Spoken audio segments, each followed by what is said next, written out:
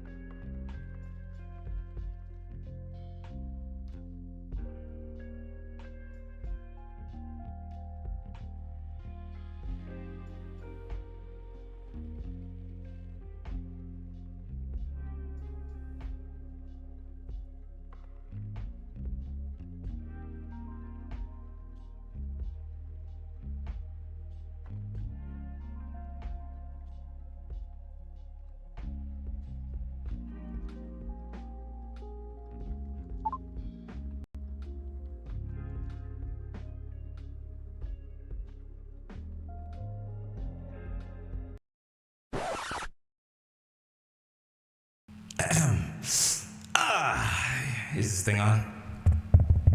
Hello, mic check, mic check. Oh man, 167 already? Damn, yo, play my theme song. Oh, wait, chat. What's up? Oh man, we got a special one today. Round of applause, y'all, to start the stream. Let's go. Let's go, chat. Oh, y'all feeling good? End of the season. The vibes, y'all feel that? I see y'all, man. Bunch of people in chat. We love y'all. We love you guys. Like the stream. Let's get the likes up. We got an amazing panel for y'all tonight. It's going to be amazing. It's going to be fantastic. Fantabulous, even. Oh, man. All right. So, I ain't going to keep y'all too long. Let's get it popping. Let's get it popping. Yo, one more round of applause for you guys, man. Where's my soundboard at? There we go. Chat, I'm so happy. I'm so excited. We got a great stream. Got a great cast. Let's introduce our panel today. Let me take this echo off. That's right. Normal voice. Here we go. We're back at it. We're back at it. Let me unmute everybody. We good? We're good. Unmuted. Ladies and gentlemen, today we have the most elite panel of Fortnite dearest to ever share some screen time together. We have the TediusX, the one and only Rezztro, Mr. JOY, and Mr. Top 5, Tommy himself, Top 5 Gaming. Gentlemen, how is everyone today? How are you guys doing? Awesome. I'm good. How are you? Good. Oh man, I'm feeling good. Is Tommy here? Did Tommy leave us? What's up? Hey, here we go. No good. Man, ladies and gentlemen, welcome to episode 6 of the 0 Point Podcast. I'm your host, Clark Clint. I see 196 beautiful people watching today, not to mention however many people we got. We're on TikTok. I see everybody spamming the chat. I see the fire emojis. I love y'all. How's the audio? We good? The stream good? We've had so many issues this week. I want to make sure that everybody's set and ready to go. We're here to talk about some Fortnite theories, some Fortnite lore, have some discussions, some debates, talk with y'all. All right, it's gonna be a good time. Just to lay down the rules here real quick, okay? It's gonna be a really dope ass stream for everybody today. We're going to talk about a wide range of topics. I know people are going to have questions. We will have a section where I will be answering super chats and stuff. I'm going to mute the notifications for the super chats right now. That way it's not interfering with any of the broadcast. But I want to turn our attention over to our guest right now. Let me cut the music. Get this going. Yo, how is everybody? Are we ready? Y'all ready for this? You guys think the world's ready for this podcast right now? No. No. I'm not ready. Oh man. Okay. Let's go. Let's get this started, man. So first off, thank you all for being here. I'm so honored to have the four of you guys here on the 6th episode of the 0 Point Podcast. I've been doing this for almost a year now. I think about a year now, and I think this one's gonna be a very special podcast, just to be sharing the floor with you guys, and just talking, getting everybody's different perspectives on the Fortnite storyline, because as we know, this season has been very polarizing. It's been polarizing for a lot of reasons, and I know everyone here is curious to hear everyone's different opinions and go in depth into the storyline and specifics on things that have happened. But to start this conversation off, right, you guys want to know the topics. I wouldn't share with them earlier. I wouldn't tell them what the topics were, but today's first topic that I wanted to go over to break the ice a little bit. I want to know from you guys, one at a time, was Fortnite's storyline disappointing this season? That's where we're going to start off. First question. And the first person I want us to start off with, let's start with Rezztro this time, because Rezztro normally talks the least.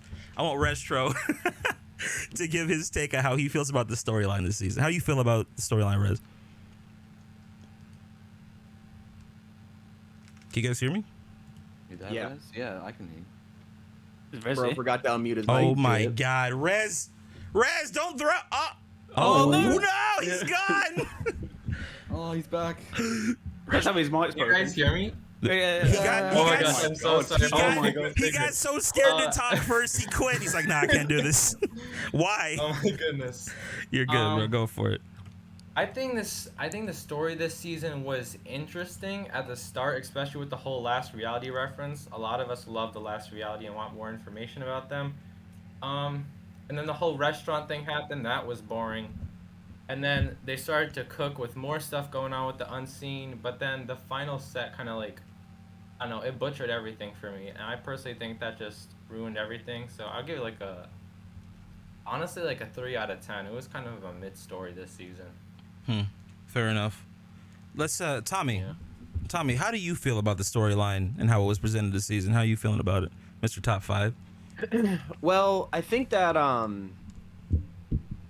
it's a good question. I think, was it disappointing? I'd say no, actually, and it might be a little controversial because I feel like a lot of my tweets have been kind of pooping on the storyline lately.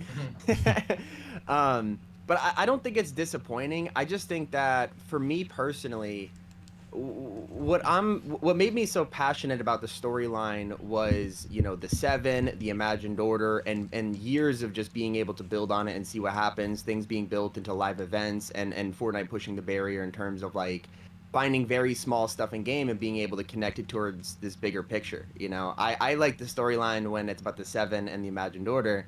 And it's not to say that I don't like what's gone on with, the Peace Syndicate and the Unseen Triarch Nox and stuff like that. I just think that, for me personally, I'm much more connected to this other side of the story. And I think sometimes, especially with Fortnite, they're like, well, we don't want to do the same thing over and over again. And so I think they tried something new. And to me personally, I didn't connect with the characters and the lore that much this season. But I am excited to see kind of how they tie in later through this chapter. I think it would be a little bit premature basically to say oh, I'm not happy with what happened here, because to be honest with you, I just don't think that this story's over yet, and so this individual season I don't think was the most climactic in terms of what went on, in terms of no live event. Personally, I'm also just not really a crazy fan of the quest system in general. I think that it allows us to get the most amount of lore that we can in terms of here's actually what's happening throughout the season. But I think that I really enjoy the storyline when it's told through so important, and we just don't know that yet. But I think right now it's easy to be frustrated with the last set of quests kind of not really feeling like any of us got payoff from it. You know what I mean? Yeah. So That's my complicated answer. Sorry. No, bro, you're good. You're good. We're getting everybody warm here. Jay, I want to go to you next. How do you feel? Do you feel as if the storyline was disappointing at all this season? I'll probably come from the same view as Tommy. There's loads of good start points. The last reality party coming back, the peace syndicates and the syndicates, the unseen seems really interesting. But obviously it seems like a start of an arc, and we're only just beginning that now. But I feel like the frustrations come from the shapeless man, and that built us up so much, and then we just had nothing going into. We needed something there. I feel like season 3, it's not make or break for the storyline, but I feel like we do need a payoff, and it needs a weave in now. We can't have another season of someone else being introduced, like I don't know, the Academy, or even now the Reality Warriors. Like, what was that? What was that about? So I feel like we got a good starting point. But I feel like season 3 has to grow rather than explore more. So maybe, I don't know, the Luminaries, and obviously with the cracks, maybe that's the direction to go. And hopefully the Unseen are not done, because I feel like they're not the bad guys, they're not Last Reality, but I only feel like, Highwire and Renzo, and we got the rest of the Unseen. So hopefully they extend on that, in my opinion. That's probably where they should go. But good starting block, but we need to regrow next season. Fair enough. Tedious, I know you're itching to give your 2 cents. How do you feel about the storyline this season, bro? Look, I think Jay, I would honestly agree with Jay on most of that. Can you guys disagree with each other? Holy crap, man. This is not good content. Jay, I absolutely hate you. Okay. Go ahead. Look, I have a bit of a different perspective. I just think we got good characters this season, and we got a good sort of build-up with, as everyone else has been saying as well, it didn't really go anywhere. I think the characters that we got this season were interesting, but it sort of also makes them forget about the older ones like the Seven and the Imagined Order, and it sort of loses what makes Fortnite's story the thing that everyone's really excited about for live events or whatever. Because like if we had a live event this season, I think it doesn't really suit for us to have one, because like all those characters, we know them and we know about them, but we don't, as Tommy said, we don't really connect with them because we haven't been with them for long at all. And I think they're trying to introduce too much at once, and it doesn't really end up going anywhere. That's a good point. Like, obviously, Chapter 4 could end it off amazing, and that's what I'm hoping. I'm hearing all the leaks about, how that was all that Chapter 5, all the information that was released like a month or so ago, or however long ago that was.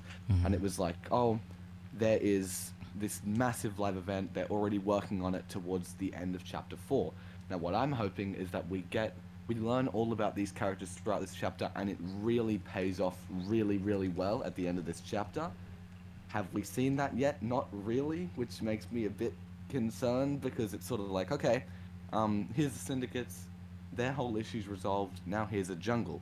Now, obviously there's ideas of how this could all tie in with, as Jay said, the Luminaries as well, but I think these characters that have been built up to, be so much, and they're like, oh, they're these really important characters like Mysticus from this plant world, and that could be connected to the Herald and all this stuff, it never really gets resolved. So, yeah. I hope that wasn't too confusing. Resolved yet. Right. Resolved yet is a good word. Sorry. It's funny you bring that up. Resolved yet. And so this is my 2 cents. And then what I want to do here is I don't want to just go person by person, one by one. I want this to be an open dialogue between everybody. I wanted to talk. I wanted to feel like a conversation between the boys, just vibing out, talking about nerdy stuff like the Fortnite storyline. But to start us off, to get us there, let me throw my 2 cents in, and this will transition us into the next topic. One thing that I'll say in terms of being disappointed by the story, for me personally, it's hard to be disappointed by something when you constantly are getting what you expect. I don't expect much at this point from the Fortnite storyline. I think you all have brought up very good talking points, very good points in that. Like and this is really the crux of it, and this is how I always sum up for the Fortnite storyline as it exists right now. Interesting concepts with very little to no payoff.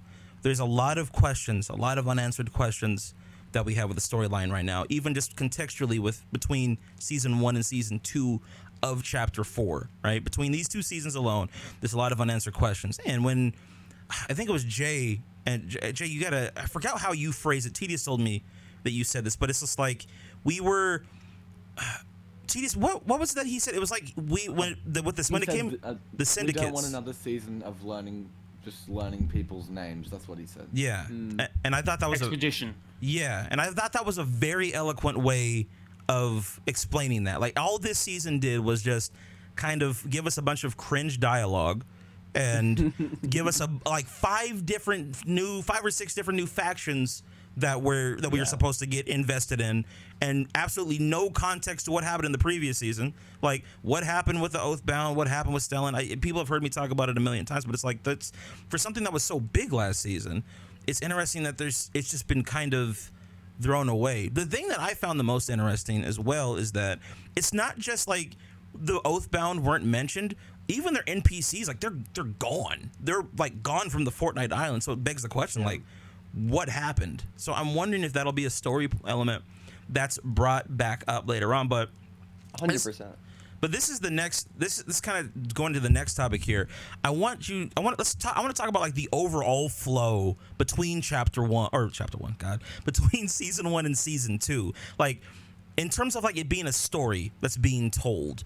Like where are we at right now? Like what's missing, and where do you think we need to go from here? Like what do we need to see in season 3 to kind of pull the reins back on the story? Go ahead. Anybody talk? Go ahead. Okay, here's my thoughts on it. So first of all, I really like what you said about like I don't want another season of just having to learn everyone's name. I feel like where the storyline may have fallen short this season was the fact that there was nobody really there that we had that connection to previously that was able to kind of make it feel like we're still telling Fortnite's storyline. And so what I mean by that is like if we had like Jones or like for example in chapter 3 season 4 we had the paradigm, at least everyone else disappeared but we still had the paradigm, and it's like all right, well I still feel like we're in the story that we've been building into for years, right? So I think that's like one reason things fell a little short. Personally for me, like if they had Jones, like we had Jones like in the live event waiting lobby during Fracture, and it's just like where'd he go? Like he's just gone. Like there he is, but for 6 months we just really don't know, right? So I think I would have really loved to see like, I mean, me personally, I was obsessed with the Oathbound story. I thought it was really, really cool just learning about like the origins of the Imagined Order and how things kind of came to be originally. And for example, like we never even knew kinetic ore was even a thing up until chapter 4, so like the entire time that we're looking at the bridge and we're seeing these, I think in my videos back in the day I used to just call them like Kevin the Cube panels, you know what I mean? Yeah. So I feel like we learned a lot there, and I was really excited about it. I think one problem that I feel a lot of others might share, one opinion a lot of others might share, is when you kind of compare chapter 3 and chapter 4, the storyline was very different in both seasons, and the progression of the story was very different in the sense that like by the time that we were in season 2, we had the 7, the Isle, full out war, crazy things going on every week. Someone would capture a POI, someone would get pushed back from a POI. And that was really, really exciting, and I really looked forward to that. And then we kind of, shifted over to chapter 4, and like I said, we don't have any connections to these characters. It just doesn't really feel like there's any progression going on outside of, like I said, these dialogue lines. And I don't mind the story quest system in terms of the dialogue. I just wish that there was more to it, because I just don't like to follow the quest every single week, just reading the dialogues, and that's it. Because it's kind of just like it's giving the story on a silver platter. And what made the Fortnite storyline special was many people being able to interpret things in different ways, and none of them could really be right because there's no confirmation. But that's kind of what allowed people who like to do theories and mysteries and that type of stuff. It allowed them to kind of flourish. We got to speculate, And now a lot of times it's either given to us, or it's just like it's so confusing that it's like you don't even want to follow along, That's my 2 cents on it. Guys, everybody don't speak up at once. I've got something I want to say, but I wanted to give somebody else a chance to speak. Anybody want to jump in or do I need That's an excellent point. I was thinking, like, I see Fortnite storyline as like a C-list celebrity to your favorite TV program. Like everyone in this chat, we are fans of this really obscure TV program, and we talk about it. Like the Fortnite community is big, but the storyline community, sometimes if you're playing Fortnite, some people have never heard of there's a storyline, there's a story going on, until you get things like events and challenges, and that's why I think quests need to be better so we can bring these people in. But at the moment, after Fracture event and well, the Oathbound challenges actually probably helped, but the mega challenges probably didn't, because it didn't really go anywhere. So it doesn't encourage new people to come into the scene and encourages C-list celebrity in the storyline to become a B-list and then an A-list. We need good events and we need good storytelling, which I don't think is happening through what Tommy says in Quest and events being poor. Let me say, I don't even think events have to be like a thing. Like I think like Epic's strategy, clearly Fracture wasn't a success, all things considered. I think most people here are gonna claim that, right? And it's not to say it was the worst event in the world, because there was a lot that we learned in there, and I thought it was a really creative experience compared to what we've got accustomed to. But I do think for the better of everyone, and it sucks to say this, but the feedback from Fracture must have made Epic take a step back and say, guys, maybe we're moving a little too quick with these events. And you could tell by the amount of leaked stuff and unfinished product that was leaked after Fracture happened, that they clearly weren't ready to launch that live event. And it kind of feels almost like they were forced into, where they're like, we really, for marketing purposes, we need this new chapter, and maybe, Fortnite's not going the direction that we want in terms of playership, that type of stuff. I do kind of feel like it's a good thing that there is no live event this season. And the reason that I have this opinion is because I'd really like for Epic to have the time they need to release a really well-polished product. And that's really what I feel like will help the storyline in the long term. And right now, while it feels like there's, some would say there is a drought, I can agree with that. But like I said, though, is, this comes to every big game that's launched this past year, is that they're really, a lot of them are releasing it's just not great. Go look at Star Wars Jedi Survivor, or literally any other game that's just been torched because there's bugs or things aren't working right or the content isn't there, Gaming, so I think it sucks that we don't have one, but gaming itself seems to be in kind of a weird spot in general right now. Like we haven't really had like a really big game that's kind of pulled the entire internet together since Among Us. Like I think the internet kind of needs a new game to play just in general. But also on your point as well, Tommy, in terms of like game development, like a lot of companies seem to be rushing out like half-baked projects, and then you end up paying for DLC later on, which ends up being the actual full game, the rest of the game. But I wanted to backtrack a little bit because you said something that was interesting, going back to the storyline quests. And I know that you're not the biggest fan of the storyline quest, but I would argue that at this point, with where Fortnite is now, how Fortnite exists today, I would argue that they're essential. And the reason being is because the storyline is so massive and we've got so many characters now, and Epic is, I would hope that they want us to build some kind of emotional attachment to these characters. We need dialogue and quests to contextualize what is actually happening, because there's so many moving parts now. It's like we're starting to rival Five Nights at Freddy's lore. So it's just like, oh god. So we need the storyline quests to be able to contextualize. Like, and I'll put it to you this way, right? I think the best quest we ever had, and I'm probably gonna butcher the name. TD's help me remember, the Resistance quest. I just know it. Yeah. The Resistance quest.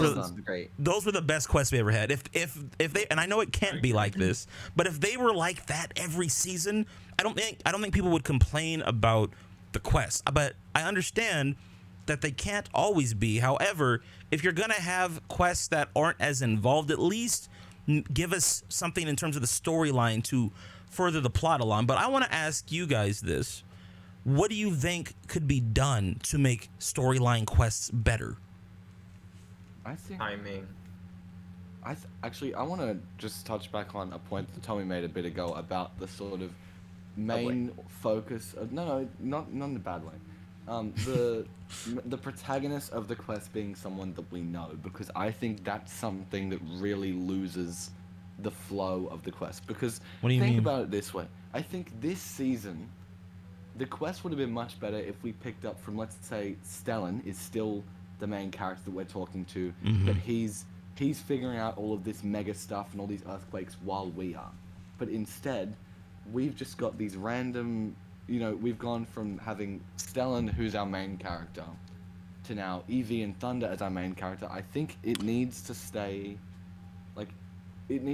consistent across a few seasons until we actually know the characters that we're, like, if we're familiar with them. I want to add something onto that point too, because TDS, you mentioned something to me the other evening, which was a really good point too, right? Like you said, it feels like our parents. I think this is something like the equivalent of it's like our parents dropped us off at the daycare and like left us there when it comes to like we got no friends. Yeah, like we have no like all the people that we were used to, right? Like Amy, parent. So here's the thing, Mom, I want to come home. right? It's like our parents left us at the daycare and they didn't come back. Like that's where we're at right now. Because think about it, Amy. We were talking to Amy and Stellan at the same time last season. Amy left off, again, at a little tearful goodbye, right? Amy left us basically, from a storytelling perspective, in the hands of Stellan, right? And so the last bit of quest that we had for season 1, we had spent a bit more time with Stellan. We got to know him better, and it got us attached to him. Then this season started, and he's just gone. So now, although like Evie and them existed before, like we knew that the Peace Syndicate and Evie were around, we had no relationship with them. We had no context to their personalities or who they were. So it kind of feels like there's a void here where we just, like our parents left us at the daycare. Like we don't know anybody. We're with a bunch of strangers right now. So Rezztro, you've been trying to talk, bro. What did you want to add to this? I said timing for the story quests because they're just separated like too far apart. The hype builds up, but then you have like that 2-3 week period, and that hype dies. And then people lose a lot of interest. I feel like if they did 1 to 2 weeks instead of 2 to 3 weeks, the hype would stay and more people would be interested in the quests. But I also want to touch on the Oathbound quest and Stellan and stuff like that. I want to mention like a theory that I had, because if you noticed in the end event and in the chapter 2 finale and in the Zero Crisis finale, the IO have always ran away from big problems.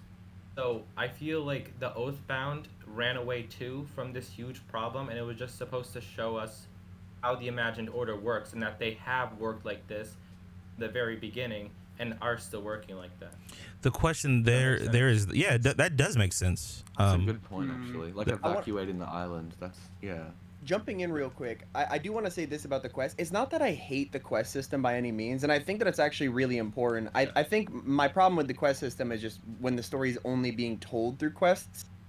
And it's because Rezztro brought up a really good point. He's like, dude, like there's just like it feels like there's so much time in between when these quests drop, and we're kind of just waiting in these droughts, trying to find that next piece of information that we could get. And I think like basically my idea is like I think we could be having stuff happen in between that isn't a story quest, right? And so my idea behind that was like, what if we had these map changes that are almost hinting at the next line of quests, right? Like basically, instead of this needs to be the path and we're only doing this from now on, why can't we do multiple things at once? And therefore, it doesn't really feel like a drought. Like at the end of the day, the people doing Fortnite's storyline, building it's a group of people, like human beings, right? And there's a limited amount of resources that they have to focus their time into. And I think it'd be really cool if they were able to kind of split it up a little bit and say, okay, you guys are focusing on the quest, you guys help with map changes, we start teasing live events. And then most importantly, though, and this is like one idea that I thought would be really cool, I have a problem with the storyline trailers dropping on day one. I think it's like, I would love to see those in game, and we have to follow like some sort of like Call of Duty Zombies Easter egg where we have to, go push this button and find this, and you have to shoot 5 things around the map and do like that's the type of stuff that I feel like really involves the community and allows us to almost solve this together rather than, hey, here's a minute 30 trailer, and for the next 2 months you guys are gonna dissect this and try to find out what I mean. You know what I mean? Like, for me, I would enjoy that a lot more. That's just my perspective on it, though. I think there's a couple of. I agree with everything you just said because I was on a similar train of thought. I think there's 2 issues though. I think one, when it comes to the map updates, because that would be awesome. Like map updates. Like for example, let's say we leave with someone like Stellan and say, hey, set these beacons down here. We're gonna see if we can pick up any incoming transmissions. I'll see you soon, right? And that's where the quests end. We have to wait 2 weeks, but you can go back to that same point on the map and you can hear like radio chatter or some interference, maybe some garbled voice coming in or something alluding to the last reality or whatever. That'd be cool, right? To have something like that happen. The problem is I feel like Epic isn't as interested in making map changes as they used to be. I think it's because they seem to be on this new rhythm where they want to pump out a new map every year. So if they want to do that, they can't update the current map as frequently. Like you get 1 or 2 big updates. You get a new map update at the start of every season, right? You get a new biome or something, and then maybe like halfway through the season, then we'll update the map again. But that's the most that they can do because they probably have that team. At least I would assume they have that team working on the next map for the end of year event, right? That's the first thing. The other thing too is crap. I totally forgot the point that I was going to bring up. I forgot what the next point I was going to bring up was. But I think they have done a lot of map changes this season, like a lot. I feel like they really do go under the radar. And I feel like I said, I do believe that they have the resources to make these map changes. I think, and me personally, I do believe that Epic is interested in moving into this route of more map changes that tie into the lore and go hand in hand with the systems they're trying to build, which is, like I said, the quest system and all these other, paths that they've taken, right? So I do think that they will start doing more map changes. I think that they are conscious about that now. Overall, I'm a little bit more optimistic than most about the future of the story. I really think that they are building right now. They are in the lab cooking up something crazy, and I think we're really about our patience will be rewarded, is my opinion on that. I hope you're right, my friend. Yeah. I do. I think it's just like live map updates that I miss personally, because they sort of did that with the Rift Gate, but like you have to go to a different match to see that. It doesn't like happen in the match like they did. You know how the earthquakes in season 7, sorry, like happened in chapter 1? That was really cool to see. I don't understand why they can't do that now. Well, we have earthquakes now on the game. Yeah, but they don't actually cause It's not the like cracks. actual live cracks opening. I see what you're Can saying. you imagine if we had something like that this season, like in the middle of the games with zero context? Well, not zero context, but just sort of out of the blue, there's the earthquakes start happening, and then maybe in between, like next couple of weeks, the vines in game like start growing through. That would have been much better. Whereas that'd be now, incredible. now what we've got is we download an update, we go in game, or we see it in a leak or whatever, and it's just like, hey, this has happened, and you don't really know why, or you don't know when it happened. And I think Rezztro brings up a very good point, like about the in-game sort of map changes. Like, I don't know if you remember the chapter 2 season 8 where we had all the cubes moving around. There was always something to be keeping an eye on. That was great, because there was always something to be talking about. I wanted to be in the meeting where whoever it was, like imagine being in this meeting where like, yo, what if we just like take this gigantic eyeball, put it in the side of a mountain, like boom. like that conversation took place and everyone in that meeting was like, yo, like that's genius. And I think like that's why people enjoy that storytelling of chapter 1 and chapter 2, which we necessarily haven't gotten. Well, maybe Collision, but since then we haven't really gotten that. Yeah. I think one of the things that this season this chapter's been missing is like an air of mystery. Like, and that's what a lot of those in-game live events, real-time events, that's what they gave us, right? Like, there's a certain level of mystery that's just not present with the story. I think it's too mysterious. I don't even know what's going on. Like, I think that's definitely like mystery. Here's the issue.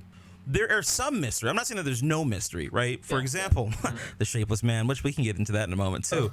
But like the Shapeless Man, the Saboteur, right? There are mysteries. It's like, yeah, these things exist. It's like, cool. So what about it? No, new characters. Here, do you see the Peace Syndicate? Yeah, there's like 4 more of those guys. Yeah, but what about the Shapeless Man thing? No, don't worry about.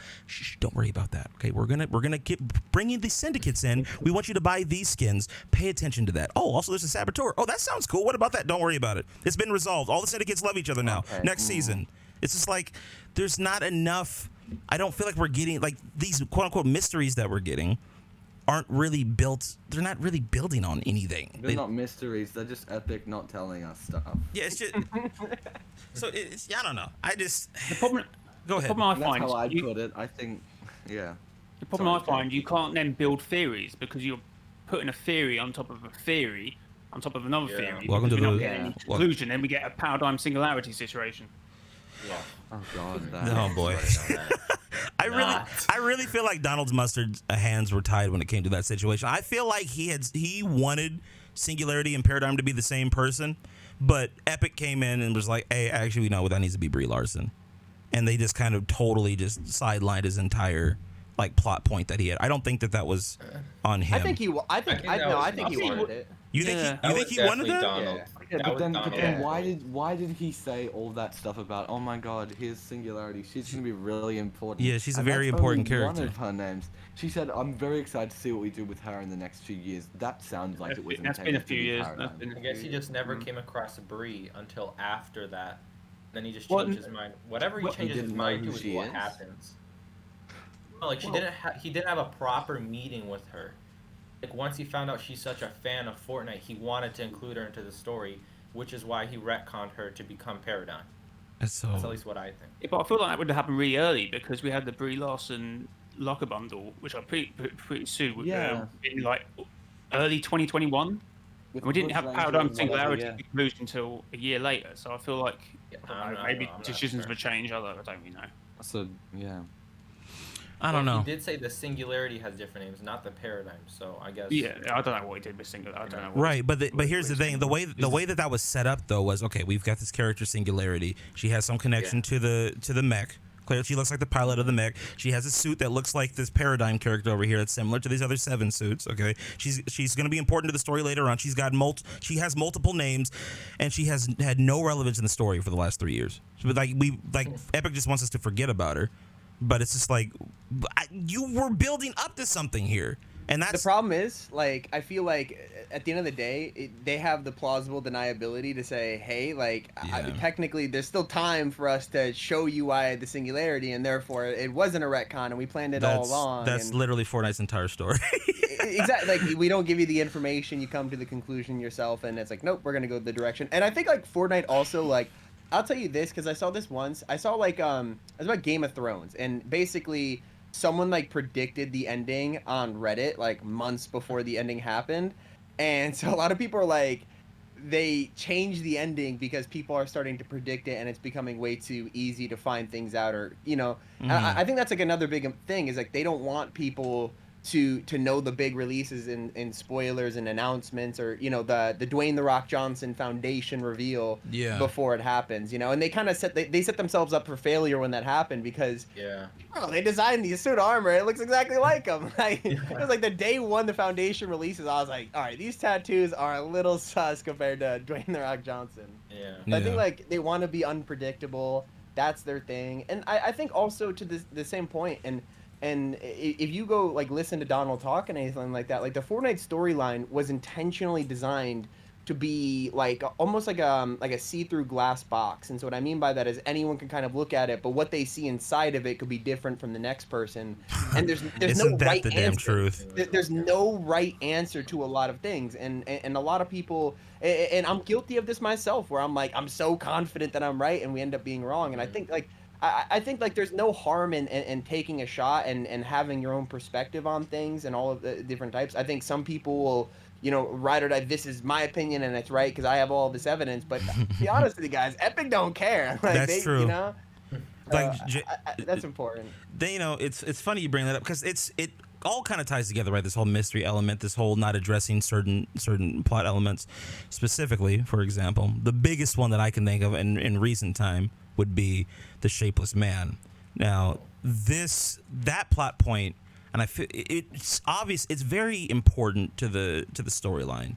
That the identity of that character is going to really shape the way that the Fortnite storyline moves forward. And like you were saying, Tommy, you can have a lot of evidence to support a belief for why something can be the way it is, but that doesn't mean that Epic's not going to change it. Jay, I believe you and I talked about that at one point in time too. Like when we were saying that, like we believe the shapeless man to be the nothing, but we could say, hey, but we both said, you know what? For all we know, it'll be anyone really.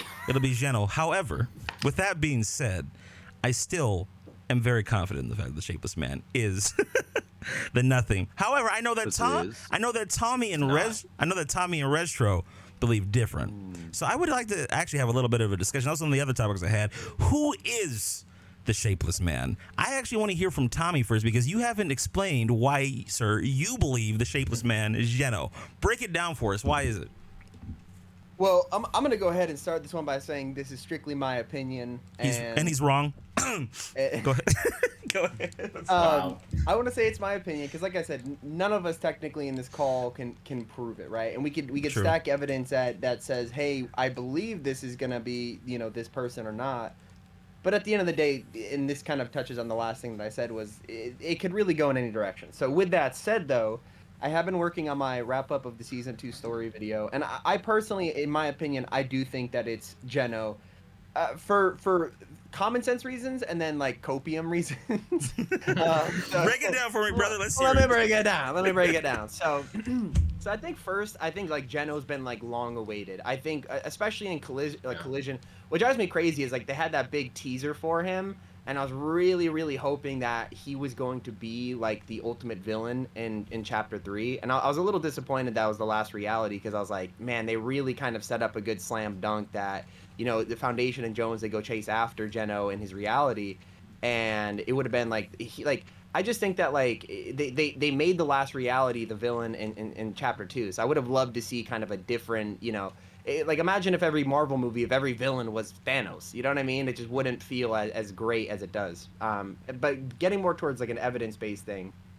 and outside of just like, I think it would make a lot of sense for him to be the kind of the mastermind pulling this. Like, he was the one that guided Stellan. He was the one who kind of explained, hey, you need to do this, and we need to like, this is how you set up the rift gate. Here's pretty much how everything works. I'm gonna guide you to this. We really have to look at like who has the ambition, or who's like in the interest to have a rift gate that could go kind of anywhere in the universe or multiverse or whatever verse it is, the omniverse, Mm-hmm. Yeah. So who has that ambition? And it really is a small list of people who have that knowledge, who have that ambition, and say, hey, this actually works for me. Like, and so like really here's what it breaks down to, right? Geno has that knowledge. They've been building on him for years. If they don't reveal in this chapter, we're gonna go like years where they tease something and then just like nothing happens with it. They built this comics a year ago teasing him. They leave off saying, hey, he was smashed into a million atoms, but he's rebuilding himself. So why tease rebuilding himself over a year ago to not deliver that today, right? Mm-hmm. That's on the marketing side, on just things that make sense, right? Okay. But then alongside that, it's like, how does he know to go to Stellan? Like, because Geno had that experience with Stellan when they founded the Imagined Order, or the beginning of it. Why would the True. Foundation go to Stellan? That wouldn't make any sort of sense.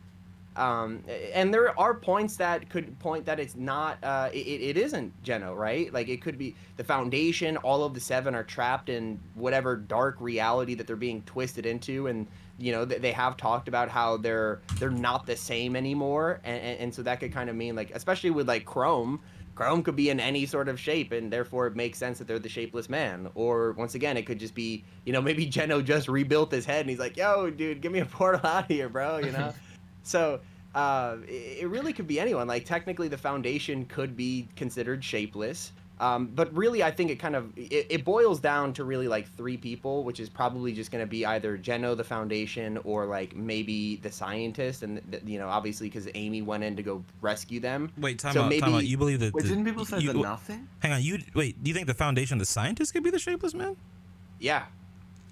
Okay, Because think about it, like they're morphed into being evil right now in this whatever reality that they're in, right? Yeah, but and I would think it would be- we don't know their origin, in the sense that like maybe they had some sort of relationship with Stellan, like maybe they knew them, whether it was through like the Imagined or the Order, who once again was on the inside of the IO.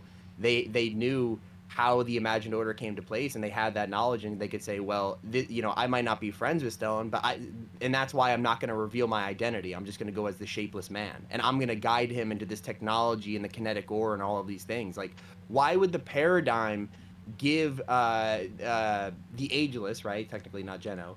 Why would the Paradigm be the one to give them kinetic ore? Like, it makes no sense. Why would the Paradigm do that unless there's a longer kind of plan? Oh boy. Or a bigger plan. Because there's a line that, what was it? The shapeless man has been hubris in the form of a champion. Mm-hmm. So we think of Zero Fusion.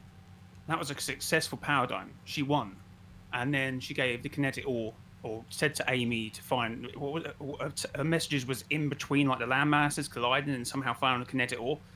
And then sorry, not the Shapeless Man, the Rift Warden said, oh my god, what do you say about the kinetic ore? Your refined kinetic ore led the Shapeless Man turned him back to me. So you could so you could almost say that the champion there was Paradigm, because they wouldn't have had he wouldn't come back without the refined kinetic ore. But she's a woman. Aiko does bring up a good point, by the way. He says, don't forget that the Shapeless Man always imagined a world of perfect order. That's like another thing. That line. Like that's okay. you know, that's you know, That's I mean, guys, like okay, but seriously. Hold on. All right, order in the court. Hang on, Tedious. Oh, God. Tedious, you and I will give our 2 cents in a minute. However, I We want. will absolutely destroy everyone. I know. I want Rezztro to give, because Rezztro was bigging himself up. He's like, oh, I got talking points. I did research. Clark, I studied like 15 videos. Go ahead, Rezztro. What is your additional evidence you'd like to bring this down with? We know how the imagined order works, and we know Geno's goal, right? It is perfect order. We haven't heard once from the last reality or the nothing talking about perfect order at all. Also, Okay. what Jay mentioned earlier about a beautiful monster enabled by the hubris of a champion. The champion is clearly the ageless champion. I don't think you should like overthink it. Like Geno himself, like he perfected himself to the point where he looks beautiful. But as we saw in the collision event, he is a monster. He's gorgeous. He does have luscious locks, yes. But I have a quick Rose question. jawline is awesome. Anyways. I have a quick question for Clark and Tedious. Who, like, if it was the nothing, like, who would come through that rift gate? Like, the army of the last reality, the nothing, like, who are you expecting to come through that rift gate? I'm if you think probably it's the Nothing? Triarch Nox. This is the most obvious answer. Okay, the reason that I think this is, I know you argued they never direct. I know. Wait, hold on a second. Hang on. Are those all your points, Rezztro? No, there's more. I just want you guys to ask me the points because I don't like really know what to say. No. You said you had a bunch of points ready to go, brother. I'm ready. And Come on. this is Let honestly Rezztro cook. tiring. I've just gone over it so many times. And like the shapeless man's gaze burns into me. That means he has eyes. The nothing clearly doesn't have eyes. Burn? How do you know that? Why can the nothing not have eyes? Hold on. It can't. It's pitch black darkness, dude. It can't be. You don't know that. But hold on. Hang on. You do know that. Okay. Well, if he's got nothing, then he probably doesn't have eyes. Okay. Yeah. Okay, but how can nothing have? Okay, by that logic, how can nothing have an army? All right. No, I know. All right. Look. Is that all, Rezztro? Or did you have more? What did I mean, like, come keep at going. me. Like, I'm completely. I'm that's ready. all. Tedious, take off the kid gloves. I'm gonna let you go first, and then we're gonna just go First for of it.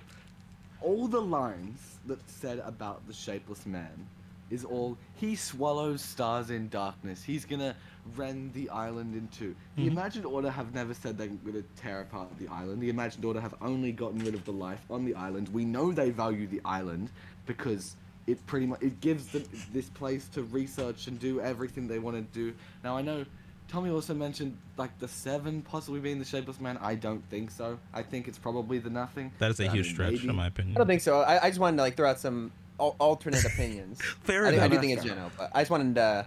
I know you give a want to different look be at it. contrarian. I But understand. seriously, how does Geno swallow stars in darkness? Why would Hear me that out. make any sense at all? You know, it may be from Stellan's perspective because we know he has a super strong connection with stars. We don't get the connection. We barely understand what these stars are about.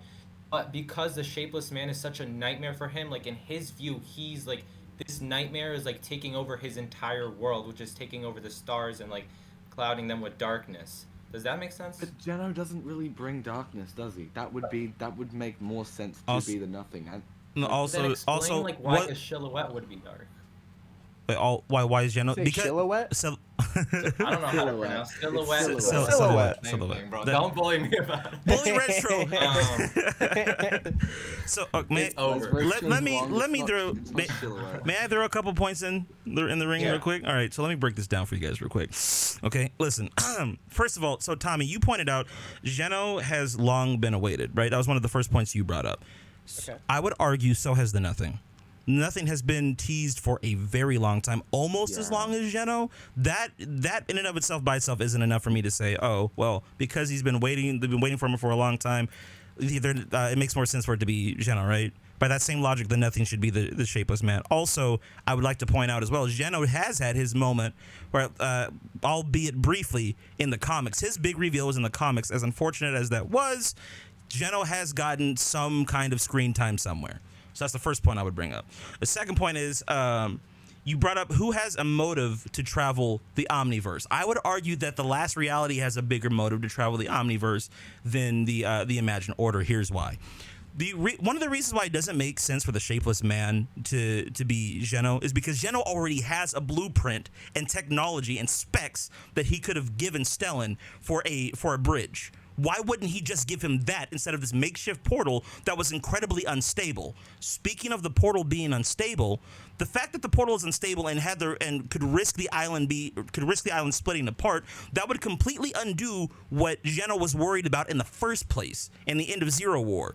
He told the Foundation and Jonesy, "I hope you're right, because if you're not, it means the end of everything." Geno knew that if they set the 0 point free, it would attract the attention of the Last Reality. He might not have known exactly the fine details of the chrome and how exactly the Last Reality would destroy the island to gain access to the 0 point, but it seems that the Imagined Order, for centuries, has been trying to avoid that from happening. That's part of the reason why that's the whole reason why they wanted the 0 point contained in the first place.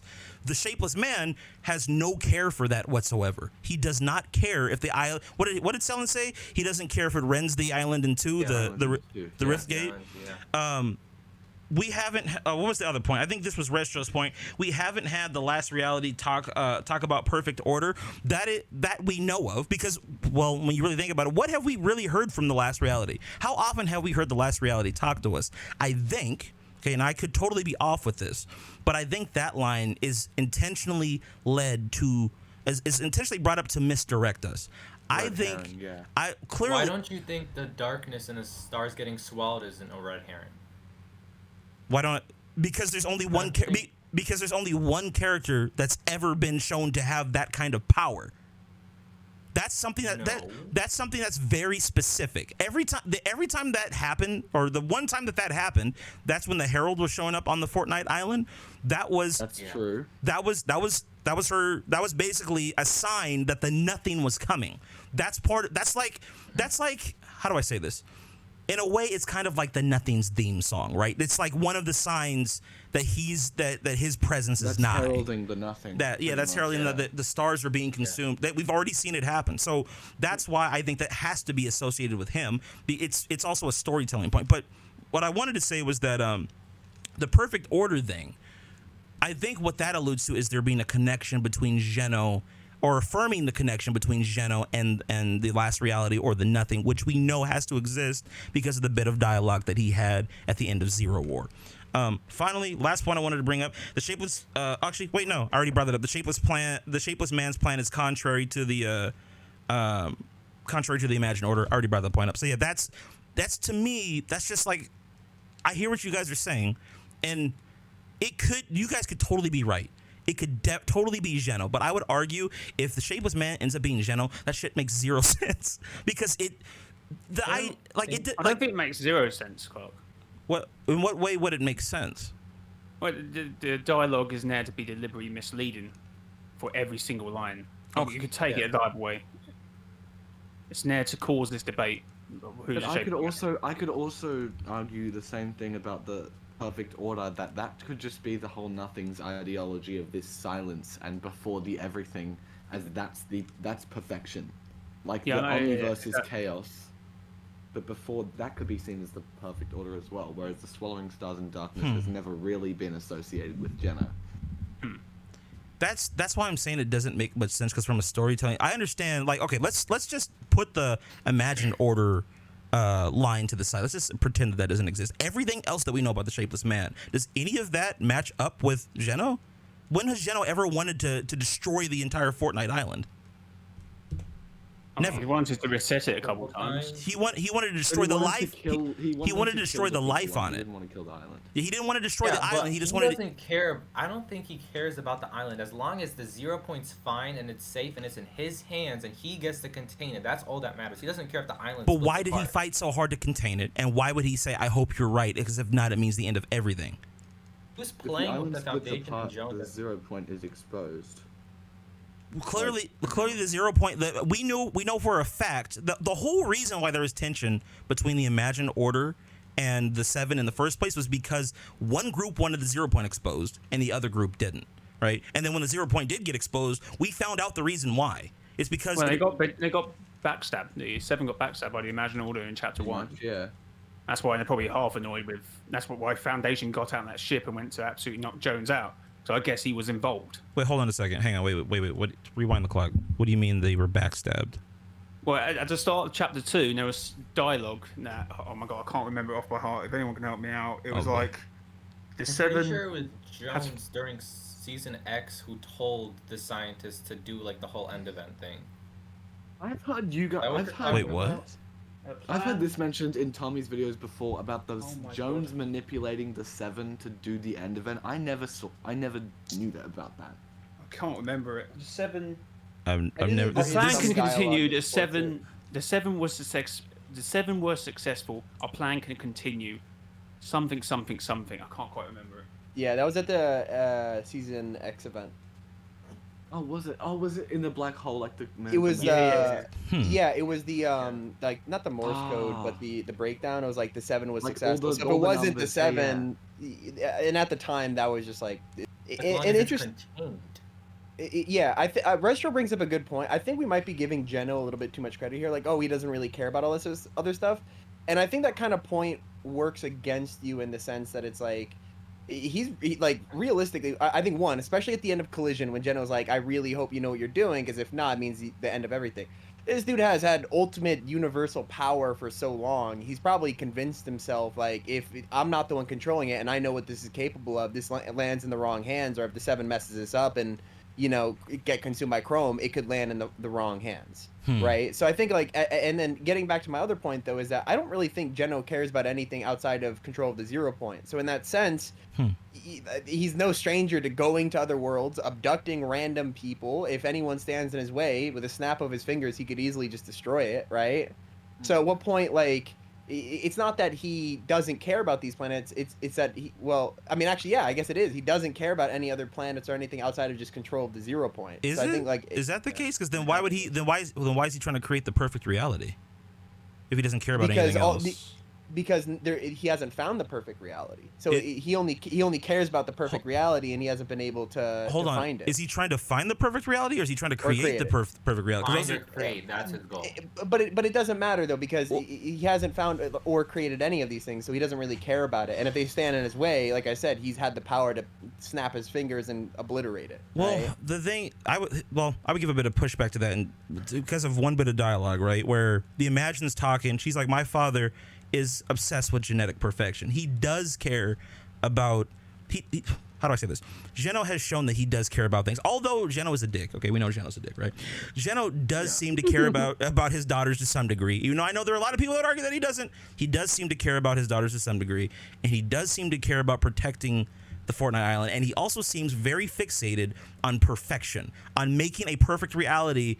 What did he wait, hold on. What did he say in the comic? He wanted to create a reality which was free of, it wasn't this on the nose, he didn't say this directly, like free of pain or suffering or whatever, but it was something along, there was a bit of dialogue that was along those lines. I'll get out the comic. Oh, Which God. one are you referencing? Issue 5. It was right Genius licking the pages right now. let me pull up my binder. Hold up. But on page 6, subsection C. I wouldn't put it past Tedious. Go ahead, what bro. I would say that supports it being the Shapeless Man to have a good arc is what Geno said at the end of that comic, something about, you know, if you don't do it right, someone will take control. So logically, the next arc should be someone taking control, which would be the Nothing. That's true. But I'm not dismissing. I'm just saying that makes sense. It makes no sense for Geno to get back.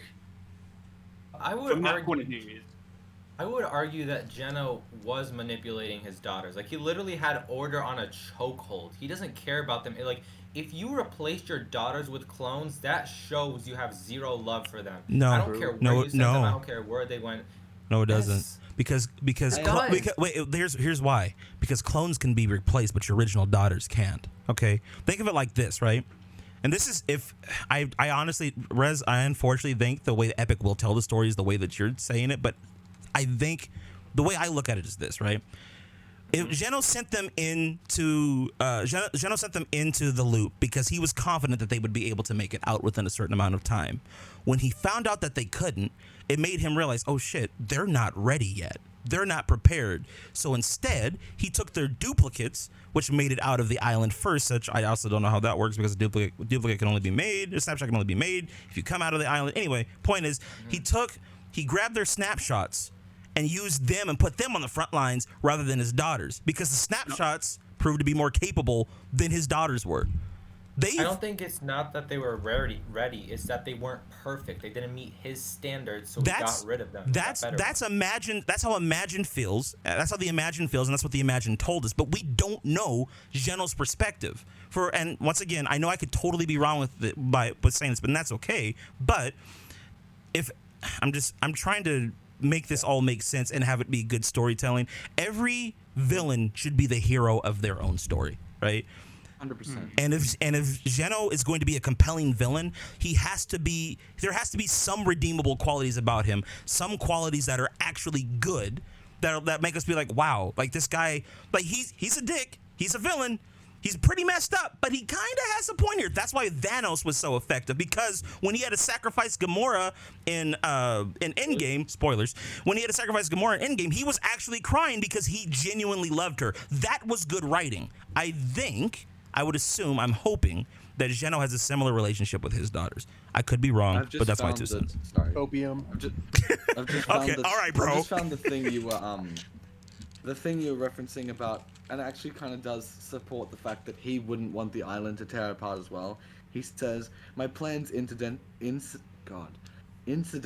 were to protect and perfect every reality in the Omniverse, but now there's no point arguing who the hero is now. You always believed my methods were abhorrent, that you knew a better way. Congratulations, now you get to prove it. I genuinely hope you were right, because if you fail, it means the end of everything." That doesn't make sense with him going to tear the island apart if he wants to protect, especially Reality Zero, because it has the 0 point in it. And also, if Reality Zero gets messed up, or wherever we are now, I'm pretty sure it's still Reality Zero, then that means the end of everything, which he doesn't want. So, I'm sorry, but that really doesn't make it seem like he's a shapeless man. He was also manipulating Jones and the Foundation, because we know he faked his death. He literally rebuilt himself back together. We don't know if he left the problem to them. We don't know if he faked that. He might have been totally surprised by the fact that he came back. Yeah, but he still played on the fact that everyone else thinks he's dead now. So what? Okay, so let me put it to you this way. Let's say We also don't know how many times he tossed himself in there, you know? So he might not have known what would have happened if he threw himself in the 0 point. Yeah, and he's seen what happened to other people who have done that, so. Yeah, that's the thing. It's like, how would Geno... I find it hard to believe that Geno would have known that he was going to survive that, right? Maybe just also come together. Like, that doesn't... Maybe he had certain modifications that he did to his body just in case something like that would happen. But when he started disappearing, he's like, oh, well, shit, guess it's not going to work. Because remember, actually, we know for a fact that was the case. Because remember the comic, he said the best he could do was slow it down. Remember, for the Imagined? So he clearly had something in place set to where, oh, shit, if this thing happens here, if I follow the 0 point, I have a way of slowing it down or reversing it. So I don't think that he knew that was going to be the case, but it looks like whatever he put in place ended up working. Just because he didn't go back to the 7 and be like, hey guys, I'm actually here, like that doesn't mean that he doesn't care about anything. You want the enemy to know you're alive. Exactly. You're proving that proves my. Why would that's what I'm saying? Why would he go back and tell the 7, "Hey, I'm alive. I'm here." Yeah. Geno's taking his time to plan and prepare and to reset. But I'm thinking what I'm thinking is probably going to end up happening is it'll be Geno helping us out and helping us fight off the last reality. That makes more sense to me than Geno being the shapeless man and wanting to attack the Fortnite island. I don't think he wants to attack. I was going to mention this a bit earlier, but I was thinking that he wanted, because we barely know anything about the Imagined Order, even though we've had like them for since Chapter 2, Season 5. We only know like 2 of their divisions. The rest of their divisions we know nothing about. We don't know where they are because we've never seen them. So I don't know. Also, if you notice in the Zero War comic, he doesn't have that white sliver of hair that he usually has, and that's like a big part of Geno's character. I was thinking that he was trying to get rid of that white strand of hair, which was like one of the reasons that wanted to make him be genetically perfect, and then he went to like this whole crazy thing. And That's in a really Zero cool War, idea, he actually. got peak perfection. He got rid of that white strand of hair, which is why he's able to rebuild himself, and like he can do all this crazy stuff. He but we're didn't just know he unaware. could do it. He How do didn't we know know? that. Because, How do we know okay, he didn't know that? again, pulled up the comic page. So he doesn't. Mhm. So when Foundation and Jones aren't with him, right? Yeah.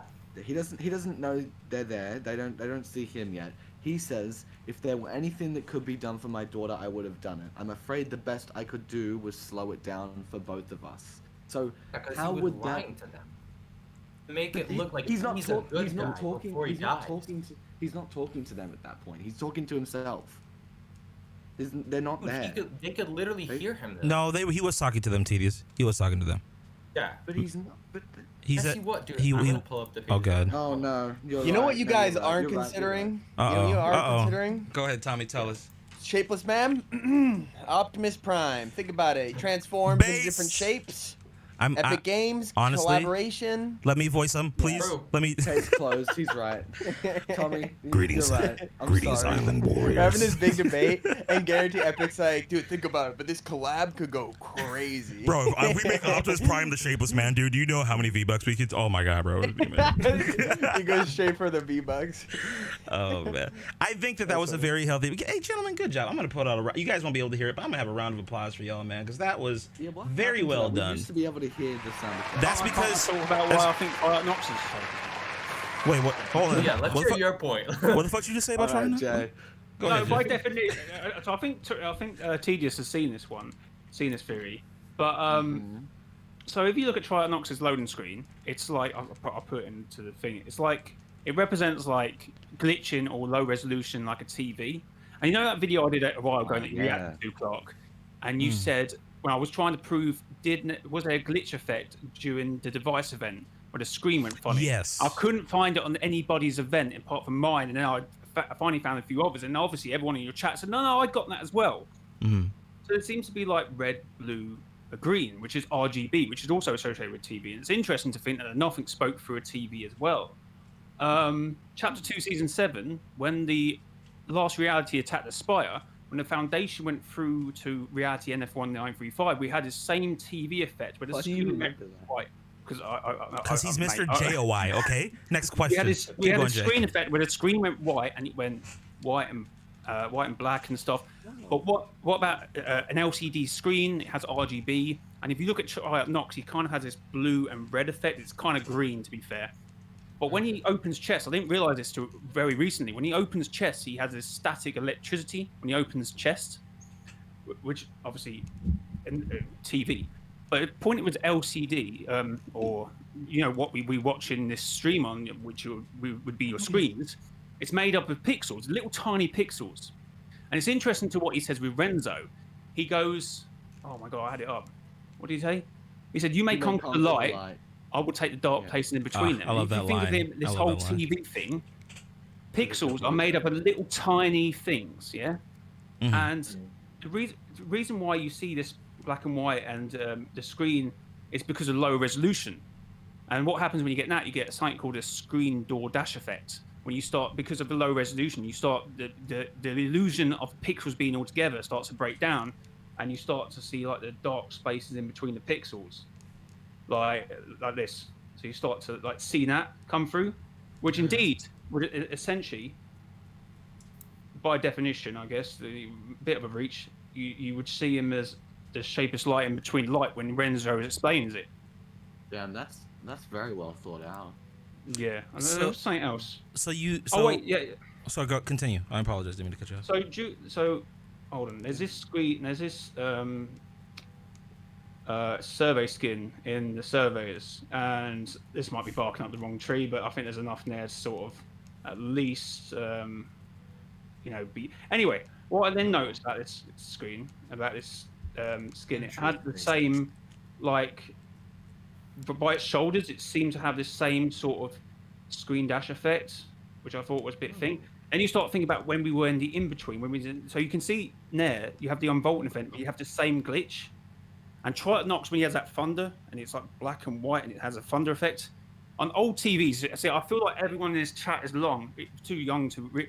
But on old TVs, sometimes the person wouldn't appear as one person. Like, there'd be like a glitch, so his half his body will be like. Tell him, Jay.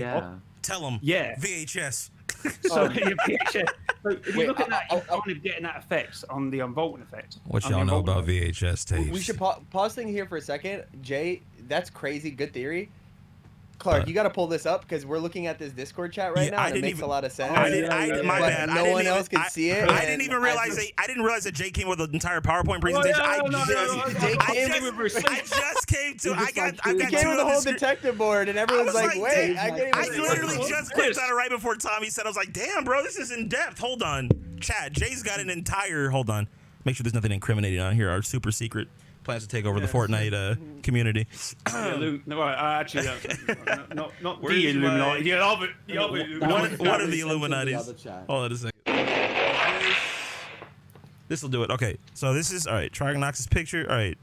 So, which by definition would make him shapeless if he's the dark spaces. Dark light in between doesn't actually exist, so that would make him shapeless. Good points, man. Pixels. That's very well thought out. Jay, you know the meme from It's Always Sunny in Philadelphia? That's Jay, like pointing at the board with all the connecting and stuff like that right now. Oh shit! So the spaces. Like when the Imagine Order had the Fire King on like that board where everyone thought he was remembered as Kevin. Yeah. Like, oh.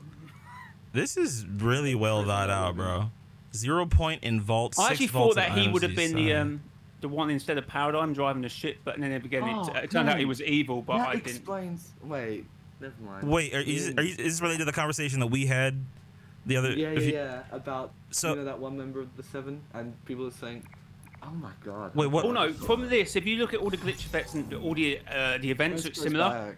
You know when he talks to Styx, and Styx is like, "I wonder where you come from."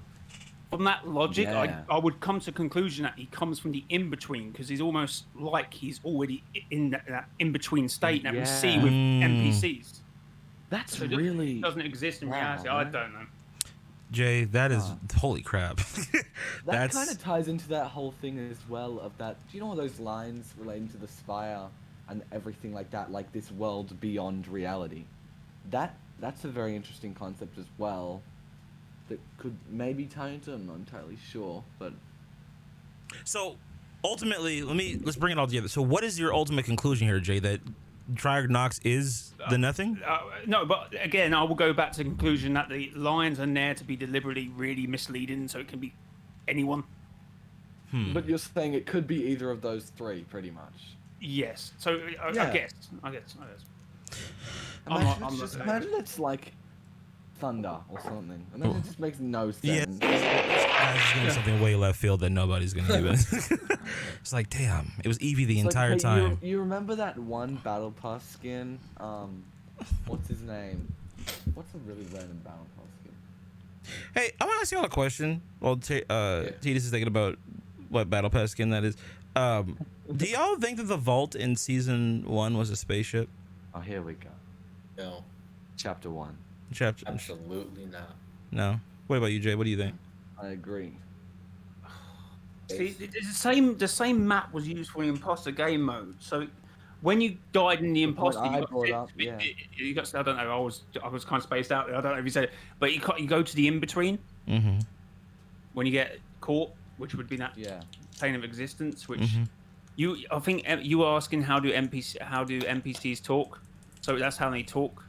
They're actually on the map that exists outside the loop, and they're glitching in between. So if Triatonox is always in this state of in between, that's I don't know. That's an interesting thing. But then again, he wouldn't need to.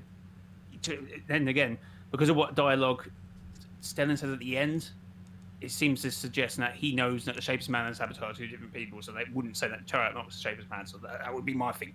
But it's interesting to say that he almost matches the description as a Shapeless Man if you go with that. I don't know if that's what Fortnite was doing, but I think that's a pretty well built theory. I think. Fair enough. Yeah, no, that's really well done. Yeah, Jay. Once again, Mr. JLY killing it with the theories extract. Jay, that's one thing I want to say about Jay. Jay, you're the best at like extrapolating really ultra complex concepts, but like meshing them over like the Fortnite storyline. Like your knowledge of Greek mythology is so profound, and how you're able to. This Fortnite and mythology video was so good. It was That's damn why I'm wearing good. his skin. I didn't even mention this in the video. The skin style is Hesiod, which is in Greek mythology is paradise, and that was the skins for the paradise. I'm not too sure. It's something like that. Which, by the way, chat, the links to everyone's channels will be in the description except Tommy's, because we already know you're all subscribed. I'm just joking. Tommy's is down there too. But the links to everybody's YouTube channels are going to be down in the description of the video right now. So please, everyone here, make sure you subscribe to these wonderful gentlemen, especially since they're taking their time out of the day to entertain everybody. But I think this shapeless man conversation, nothing conversation, I think we've kind of ran into the ground as far as we can go. The only time's going to really tell who the identity of the shapeless man is going to be, but I think everybody brought up some really good points, so good job, gentlemen. Jonesy, that's what he's got. I'm very Maybe. could be. That'd Who be knows? Funny, actually. I want to bring up another interesting topic. This one I don't really have a strong one opinion on, but who do you guys feel was the saboteur? I feel like I feel like we know the answer, but I think there's what? The Rift. I feel like there's multiple saboteur because obviously Amy would have had to change the location to go to where she located as scientist. I don't think that's what. I would honestly say that the Rift Gate was always leading to that. Like the Rift Gate. This is another thing that supports the nothing be shapeless man. But the Rift Gate seems to always have been directed initially to the last reality, because when it was first set up, stuff was sent through it and it would come out all corrupted and weird, and when using the test rift, it locked onto the scientist, who we know is in theoretically the cube cradle, a lot of people are saying, which I would assume is within the last reality, because it's the that cube I cradle forgot that is the nail in the coffin point, that the shapeless man has to be. You know what I mean? Like it does make sense. Because why would Geno provide a teleportation device to the last reality? And also we know that the 7 were captured by the last reality, and when those test rifts were set up, those test subjects that came back through the test rifts, they were all corrupted, talking about how the 7 were being corrupted. So yeah, like it how could his existence anew, all that stuff. How could that be Geno? Geno had no ties to the Chrome, no ties to the last reality in that context. It's just, but that's not. Anyway, we're not here to belabor another point. Yeah, we're not here to go back on that. But when I'm talking about the saboteur, I'm talking about. Well, I guess. So let me ask you this question: the saboteur that messed with Which saboteur are we talking about? The Syndicate or the Riftgate one? Well, that's what I'm trying to bring up. Do you guys think that they're two different saboteurs, or do you think that they're the same person? Yeah. I think two different. I'd say the first one, the saboteur of the Riftgate is probably someone. I don't think it's Evie, but I think it's someone within the Peace Syndicate or working with the Peace Syndicate, because out of all the suspects in that quest, she was the only one that said, "Oh look, I didn't do it," but whoever did, they had a good reason to do it. Everyone else is just these to the side. Evie. Evie said that. I mean, if I was a saboteur, I'd probably be like, "Well, it wasn't me," but. But if I did do it, Evie also said she's upfront about when sabotaging work is done by her or people related to her. That's what she said in this season's quest. She said, "I sign my work on the front where people can see it." Like I don't like. If I don't want no one to catch me, I'd be throwing him off the scent 100% though, right? Like, why would she like come out and be like, "Yeah, like if that was me, like you would have known." Because she said that she's like that.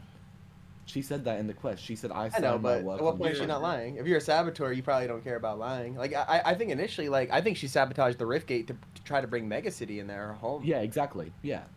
Yeah, you guys So how many agreeing. locations do you think the Riftgate was set to? Because in my head, I think it's 3. 3. So I think the Aegis had a plan. Amy changed it because it was a test Riftgate that locked onto a scientist, so that could have been her.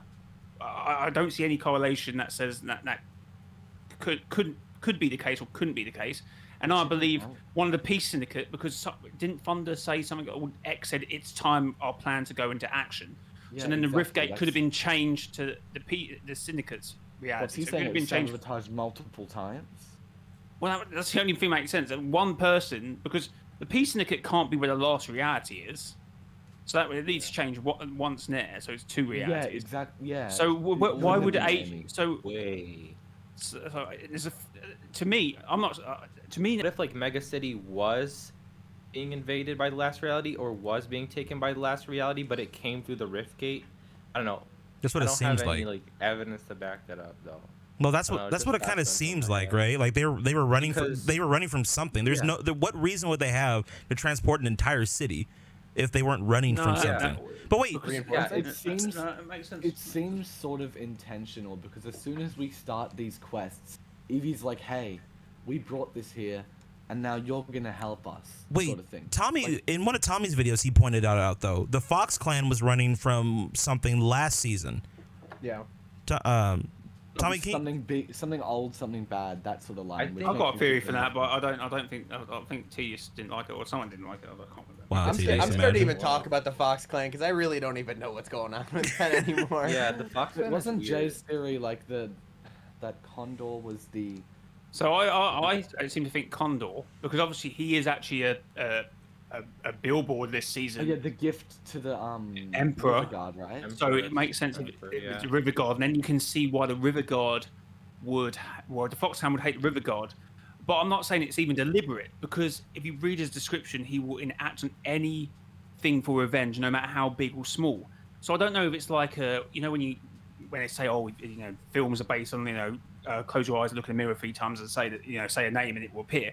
So it might not even been intentional from the River Guard, but I will need revenge on the Fox clan. The moment she said that was it, that was done in action. Condor did the rest.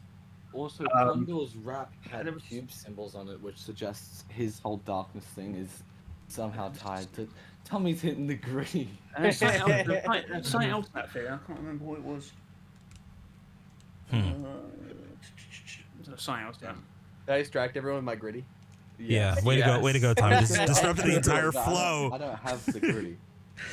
Real quick, Last one to gritty has to drop a sub. Real quick, I wanted to say, chat, I appreciate all you guys watching. We did max out at 336 earlier. We're now at 220. Wow, that was I got it. I got it. We did. We are currently at 228, but this is still one of the best streams we've ever had so far in terms of viewership. So I just want to appreciate all you guys. Round of applause one more time for y'all. We love you If you guys. haven't liked the Thank you. stream yet, hit that like button. Yeah, what are you doing in your life? What are you doing? Like the damn stream, right? Let's Stop get a playing. round of gritties in the chat, please. I don't even think I have the gritty. I'm gonna I be don't totally got a gritty. I'll do this. copyright emotes there. This is Oh not a god. gritty at See, all. this is the kind of this shit. No. So, Nothing off movement. this That's Zero Point sigh. Podcast. Great job. All right, you can't beat them, right? Well, what I got? I have a question. What's your question? I'd like to know, out of everyone in this chat, if we could all collectively agree on one thing that we all feel would improve the storyline. Like, if you could, assuming the people that are in charge of the storyline, if you could suggest one thing, whether it's a mechanic, a feature, a lore direction that you would take, or really anything, like, what would you do? Like, if you were in charge. I remembered about the Condor thing. In one of his dialogues in chapter 2, season 5, he said something about hold. moving on scene. Never mind. Hold on, wait. What the fuck? Are we having two different conversations right now? Hold on. Wait. Jay just found evidence for the theory that he was talking about earlier. Oh, okay. Are we, I'm confused. I got something to respond to Tommy's thing though. There. Jay, table that. We'll come back to you on that one. I think we should have comics that aren't collaboration based. I think that's What? I think that's something we should definitely have. I wish they would collaborate on the comics and like remember how in I think it was like the Batman comics they had like the monster but it was just like a dinosaur because they didn't tell what the monster looked like. Oh yeah. Oh yeah, that was the Marvel comments. Yeah. that was kind of a flop. I'm not gonna lie.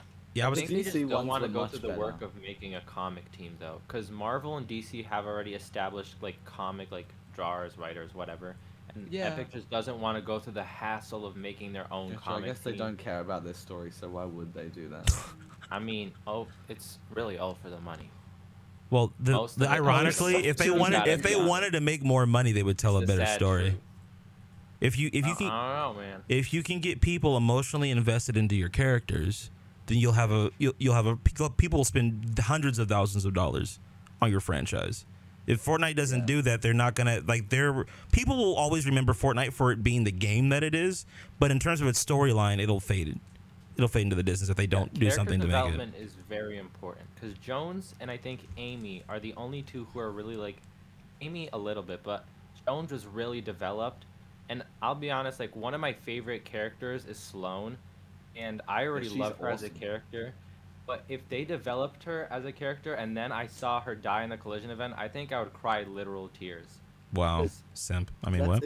I already, Fortnite, you know, dude. like I gotta That's- be honest, oh like my that goes God. with other characters like Foundation, Imagine, like Paradigm, Singularity. You know what I'm saying?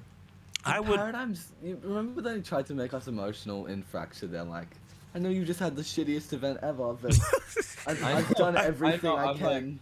I hope I can This see you is guys your fight again. now. Like, Zero shut fusion. up. I'm like, no one Please cares. stop talking. Just die. It's just like, look, You it's- don't- it doesn't matter. Very well. I would. Like, I think Bree did a good job though. Like I don't want to diss on Bree. Like I think the character do. looked amazing and like Damn it. Bree did good voice acting. It's just like it felt a bit like cringy because she didn't do much. She was out most of the season. She She's didn't like, do a I've lot. done nothing, but I'm gonna Yeah. make you think I've done something. Like she says This it is was your her fight honor now. like, helping us like honor. My You've whole. only had four. My. Sorry, I was gonna Hold make on. fun of Let that. me reel things back in a little bit because Tommy asked a specific question. What would you do if you had the ability? What would you do to make the Fortnite storyline better? Right? What would you change, or how would you move? I'm not gonna ask the question yet. I want to. TDS, you know what? Since you like to talk so much, what would you do, Oh. brother? It's just it. It's just comics. That's what we were talking about. Just the comics yeah, that. you just answered the question. That's it. There's just Okay, the. no, I know the one thing I know we will all agree on. The web series. A web series Bro. would. A Oh, web like the series. Midas? Let me put it to you this way: if The they Shadow ever one, if they whatever. ever do a web series or a Netflix series, our channels are gonna blow up. Like, Oh, yeah, there's we gonna be all so do. many people looking up lore, wanting to understand who these characters are. God I damn it! just want a TV show so bad, and the fact that Donald Mustard said like they have no plans for that just like broke my heart. Like I was actually devastated when I saw that. They Kind said of- no plans for No. a movie. I know for a movie, never yeah, but s- I don't think if I don't no think if they- movie, I don't know yeah. if like they want to do anything for TV show. Like the story, I feel like we're still like in the introduction, really. Like we Wait, have in what gotten way? far, but at the It's same been time, 6 years, so they might wanna Introduction make to a what? introduction What are we to it. introducing? understand, a lot of this stuff is still like a mystery. We don't know like a bunch of things. There's a lot of things that we do not understand. That's We're true, just but that like- doesn't mean specialty that doesn't for mean it. it's an introduction. That just means that we got a bunch of like interconnected plot points with no resolution. Yeah. Um, No, yeah, I guess you're right. Yeah, I don't know, but I would love a TV show. we need. I think that's what we honestly need. Pretty much just like an animated series. Something. It could be short, like literally, it could be 5 minutes per Hello, episode, Bilal. and I'll take it. I don't care, or maybe 2 minutes. I just want something. The same effort that they put into those damn cutscenes every season, right? Just do that, but Yeah. for 5 minutes long and get some people So to. Exactly. why did we stop getting story trailers? Like, We've- all we get now What do you mean? is just, you know, the cinematic trailers that are just not. They're not story trailers at all. Remember, how we had those trailers that were like, Chapter 2, Season 7, where it showed all the abduction, and this is how, like, how do I word this? Do you know the trailer, let's say for example, Chapter 3, Season 4, how it pretty much showed how we went from the Vibin season to Paradise, or in the Alien season trailer, it showed how all the abductions led up to everything, and then the Spire was destroyed, and then that led to map changes. I think a big issue with a lot of mystery, like to do with what Clint was saying earlier, like the flow between the seasons, is that these cinematic trailers that we get kick off from where season 2 began. It didn't show us who sabotaged the Rift Gate. If there was a trailer of someone sabotaging the Rift Gate, or Stellan setting up the Rift Gate, and then someone sabotaging and going through, and then Mega City arriving, that would have been way better. But instead, what we got, it just showed up. You know, like it didn't really Well, explain. I feel like Donald wants us to make theories too. Like he wants us to make like these stories for ourselves, and then like I don't know, because it's But more we could, fun we could making still these do theories. that with those other seasons. Yeah, that has. Yeah, that but doesn't. I think they that- kept the flow. Like, I mean, like Fracture to the Chapter 4 introduction cinematic went well, and the Yeah, Skyrim no, because to that season showed 2 it, went that well. showed things happening. Well, This so season hold on, just wait, hold on. So literally Rezztro, let me understand. So what are you arguing here? Are you trying to say that we don't need as much direction with the story in terms of like these? Sorry. I gotta go for like. I don't know. a I minute, I'll be think back. they're like, I personally like when people talk in the cinematics. That's all I'm asking for. Like, Same. you know how in season 4 we got that in Paradise. We get in 3. We also got it I don't know, but I like when people talk because more lore, obviously. But I lost my train of thought. Bring back the loading screens, the story loading screens. Those were good. Those were good too. That'd be really cool. You remember, like, I was actually, believe it or not, I was never really into the story in Chapter 1. And I really enjoyed Fortnite at the time, and I thought it was really cool, but I never really got into the lore of it. And when I really started making my story videos was in Chapter 2, Season 1. Like, just learning about, like, alter ego and kind of learning how, like, this new island came to be. That was really exciting. And they told the story through those loading screens. It was the first ever story video I ever really made about Fortnite, and I really enjoyed that, and I thought that would be really cool. Like, will be the ultimate, like, W story season will be a combination of map changes, like interactive map changes, like I said, like the monster's eye, or the robot being built, or Galactus, like, and you could see him every day slowly getting closer and closer. And then we have story quests that kind of build on that and give us more information and tease stuff. Combo that with loading screens that kind of reveal progression of the map, and I think, like, that would be a slam dunk, right? Yeah. And then, like, the live event that gives the ultimate payoff and is like, wow, like, we're gonna reward you for following the details and show, like, we're gonna tease what's gonna happen, but it's also gonna be, like, something that you don't expect. That would be the ultimate W story season that would have Tommy really happy. That's all I gotta say. Fair. They should use Resistance as an example, though, because Resistance was peak storyline. Like, nobody can I agree. argue with that. I agree. If they took Resistance and added those loading screens, oh my goodness, you would be eating so good. Resistance there was something special about that time. I think between, like, I'll say this, the end event. The end event in chapter 2, season 8 was the best one, the best live event in my 100%. Opinion that we had. I love that one. The cinematics, the interaction that we had, just everything that was going on at the time, the context, furthering the story, all of that was genius. But I think we kind of need a bit more of that. I want to give more of my 2 cents on this, but Jay, you've been a little quiet. What would you do if you could to kind of improve the flow of the Fortnite story right now? I would echo what everyone's saying. I really think they could focus on the comic book. I don't even think it needs to be anything to do with Reality Zero. It could be like prequels, like the adventure of Jonesy going around the Omniverse and stuff like that. I mean, I know we got the Academy skins. Now, I'm not sure if they're the same Academy what Lennox Rose speaks of in her dialogue, but I don't know, a TV show from an Omniversal show like Hunger Games would be kind of a cool premise. So they don't even have to focus on Reality Zero. They can build the extended universe and talk about Marvel and DC. Like, they've had, 70, 80 years to have lore and background in this. I feel like that's probably where Fortnite should be heading into. Again, with, like, TV shows. I feel like that's got to be coming. I feel like they can't have what they have and just not take a chance on it, because I think it will be really successful. And as you say, Clark, it will really blow our channels up. Let's not lie. Yeah, we'd be right on the precipice of the start of that anyway, so we could take advantage of it.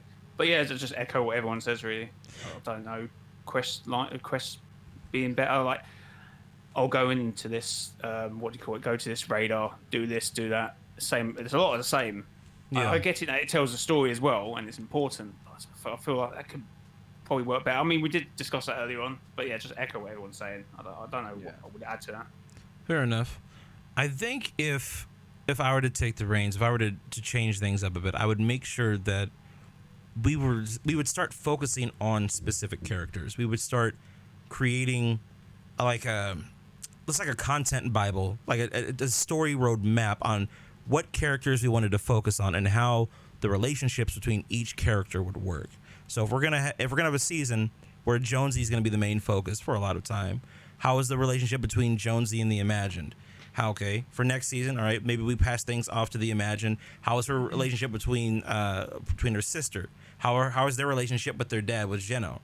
I think there needs to be context given to the characters, because if we start focusing on the characters, that will give the story a lot more depth. I also think that there needs to be I would have a stronger focus on villains, because we don't know anything about the villains. We need villains that are going to be compelling, that are going to get people excited. Sloan was like the closest thing that we had to like a fairly solid villain. And to add to this kind of adds to the point that you guys were talking about when it comes to the comic books.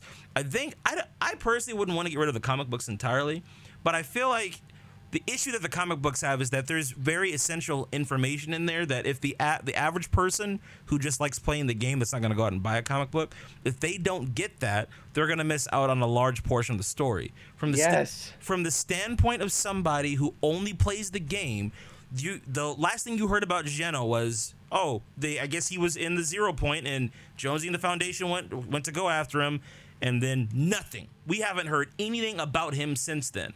So that doesn't really give us any, like, there leaves a huge gap there where now if I were like, if for example, Tommy, you said that you didn't pay attention to the story in season 1. I didn't pay attention until season 1 or chapter 1. I did pay attention to it. I just never really like really enjoyed it.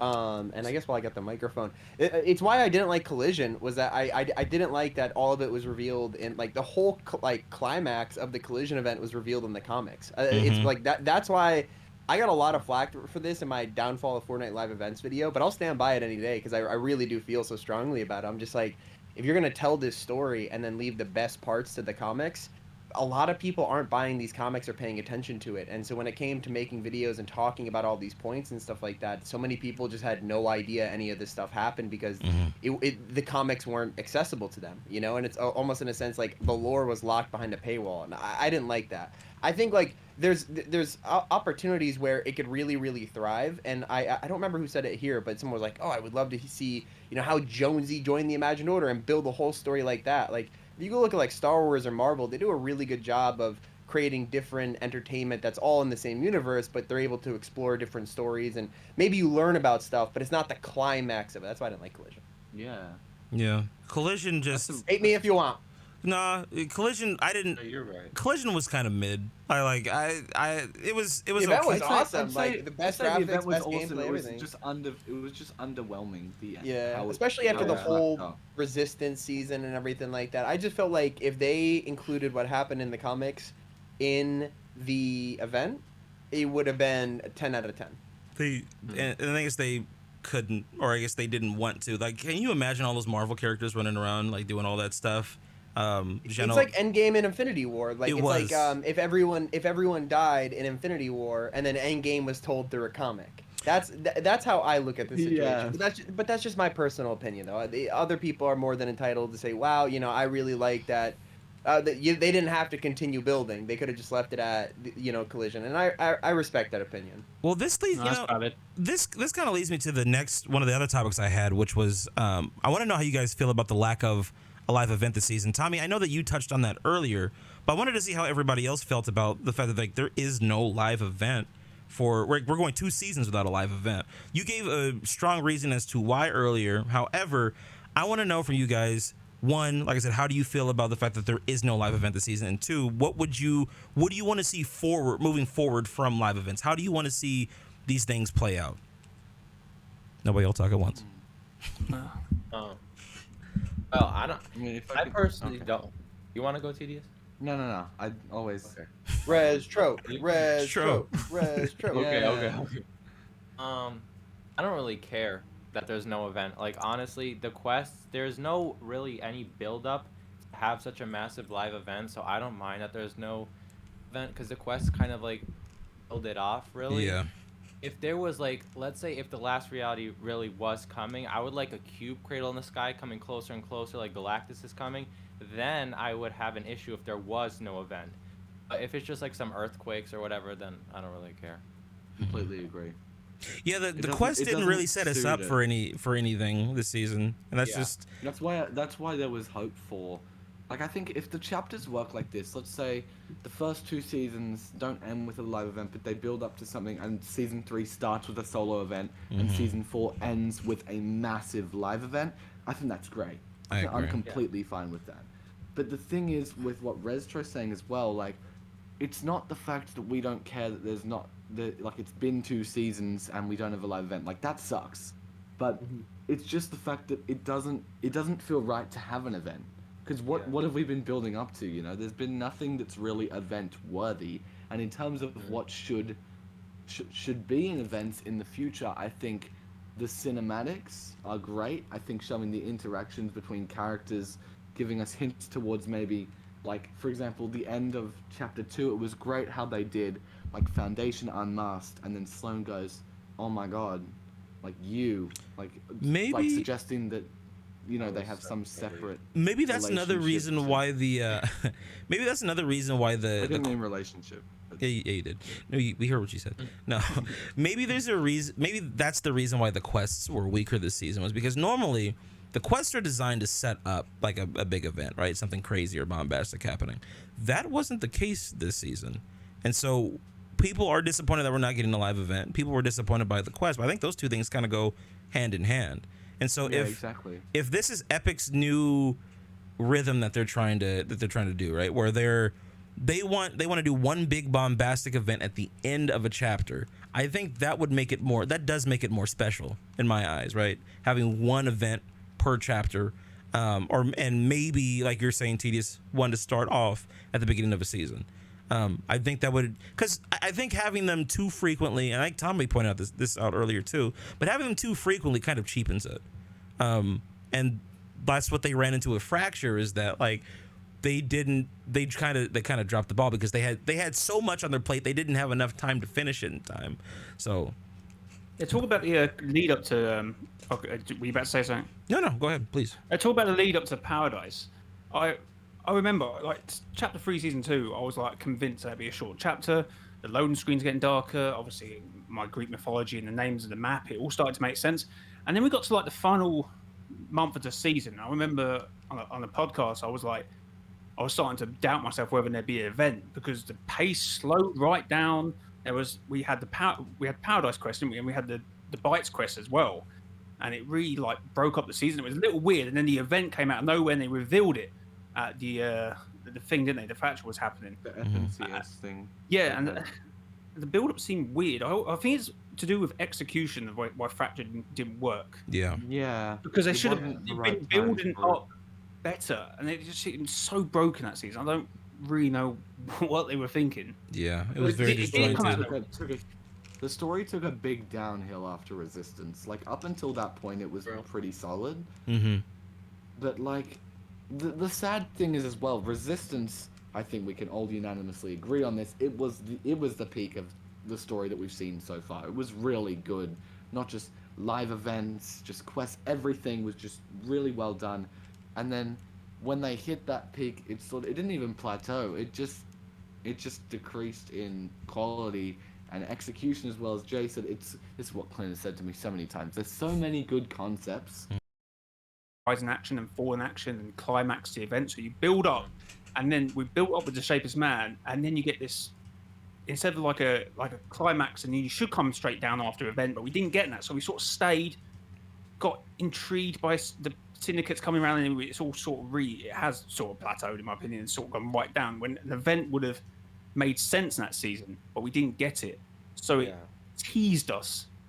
It's funny that we're talking about chapters now being a year, because Don Mustard had an interview recently with one of the Russo brothers, who obviously did Zero Crisis, and in that episode, it was in my video about the downfall of Don Mustard, and he's talked about, I feel like if an episode should be for context and for plot, if it should be 7 minutes long, it should be 7 minutes long. It shouldn't be 7 minutes. Yeah. Yeah, we should have this 45, 30 minute episode if it's now with ads. We shouldn't be stocking that nowadays. We should, if it needs to be 7 minutes long, it needs to be 7 minutes long. If it needs to be an hour long, it needs to be an hour long. But then we're talking about chapters being locked onto a year, and we're going to have events here, and it seems weird why talking being about so fluid.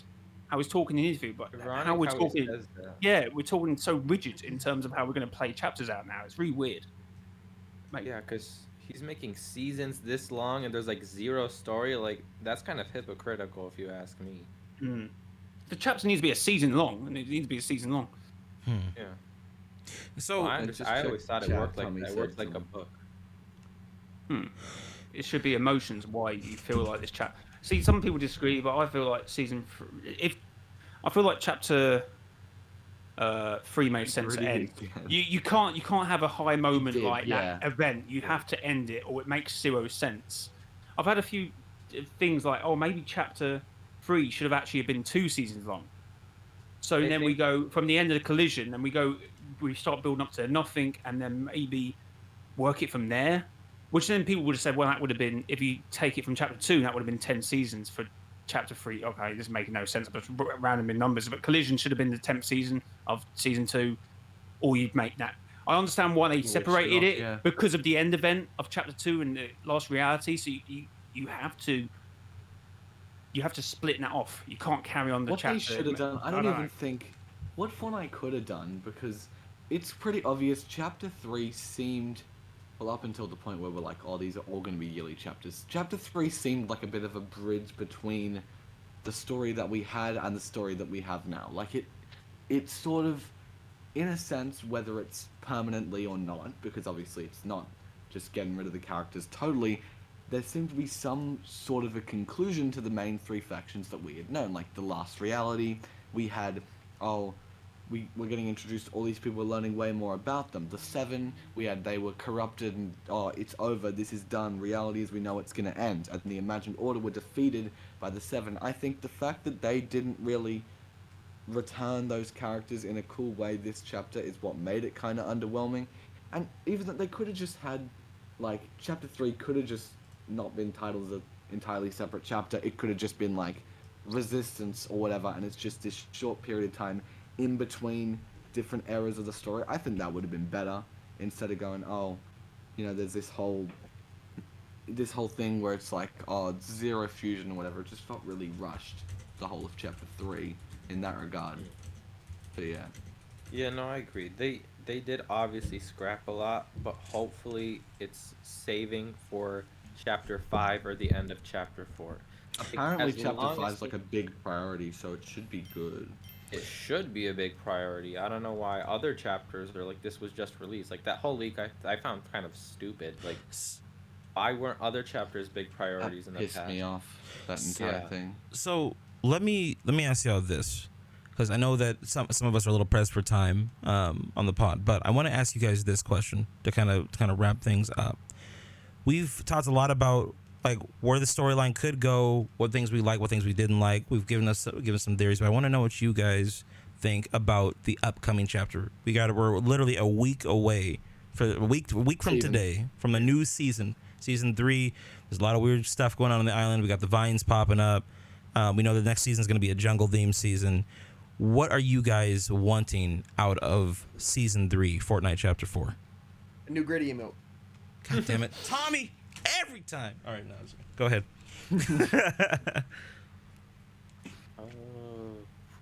More info on the last reality, I guess. Because people are talking. You guys know that golden survey skin that everybody says is from the last reality. Yeah, I think it's possible, especially because she's an explorer or whatever. New video coming out about that today, by the way. Anyways. Okay, Tom. Oh, wow. Self plug. I think it would match the theme. It would continue like the pattern of the last reality, just like still being around and stuff. Yeah, So- honestly, I have low expectations. I don't care. I'm just waiting to see what's gonna happen. So I don't let me rephrase the question a little bit, because it was kind of weak. What do you feel that we need? What needs to happen in season 3 in order to continue to move the storyline? What do we need to see in Fortnite season 3? The return of the 7. Damn. Yeah, I agree. That's also, like I think the season 10. protagonist of the quest should be the Luminaries. I think that'll be great. I agree. As I said earlier, it needs to be starting to weave in season 1, season 2. We can't have another And the season. goddamn cinematic trailer needs to show Yes. how it happened, instead of just going, "Hey, this happened, enjoy." I think it will. It'll show the island splitting up.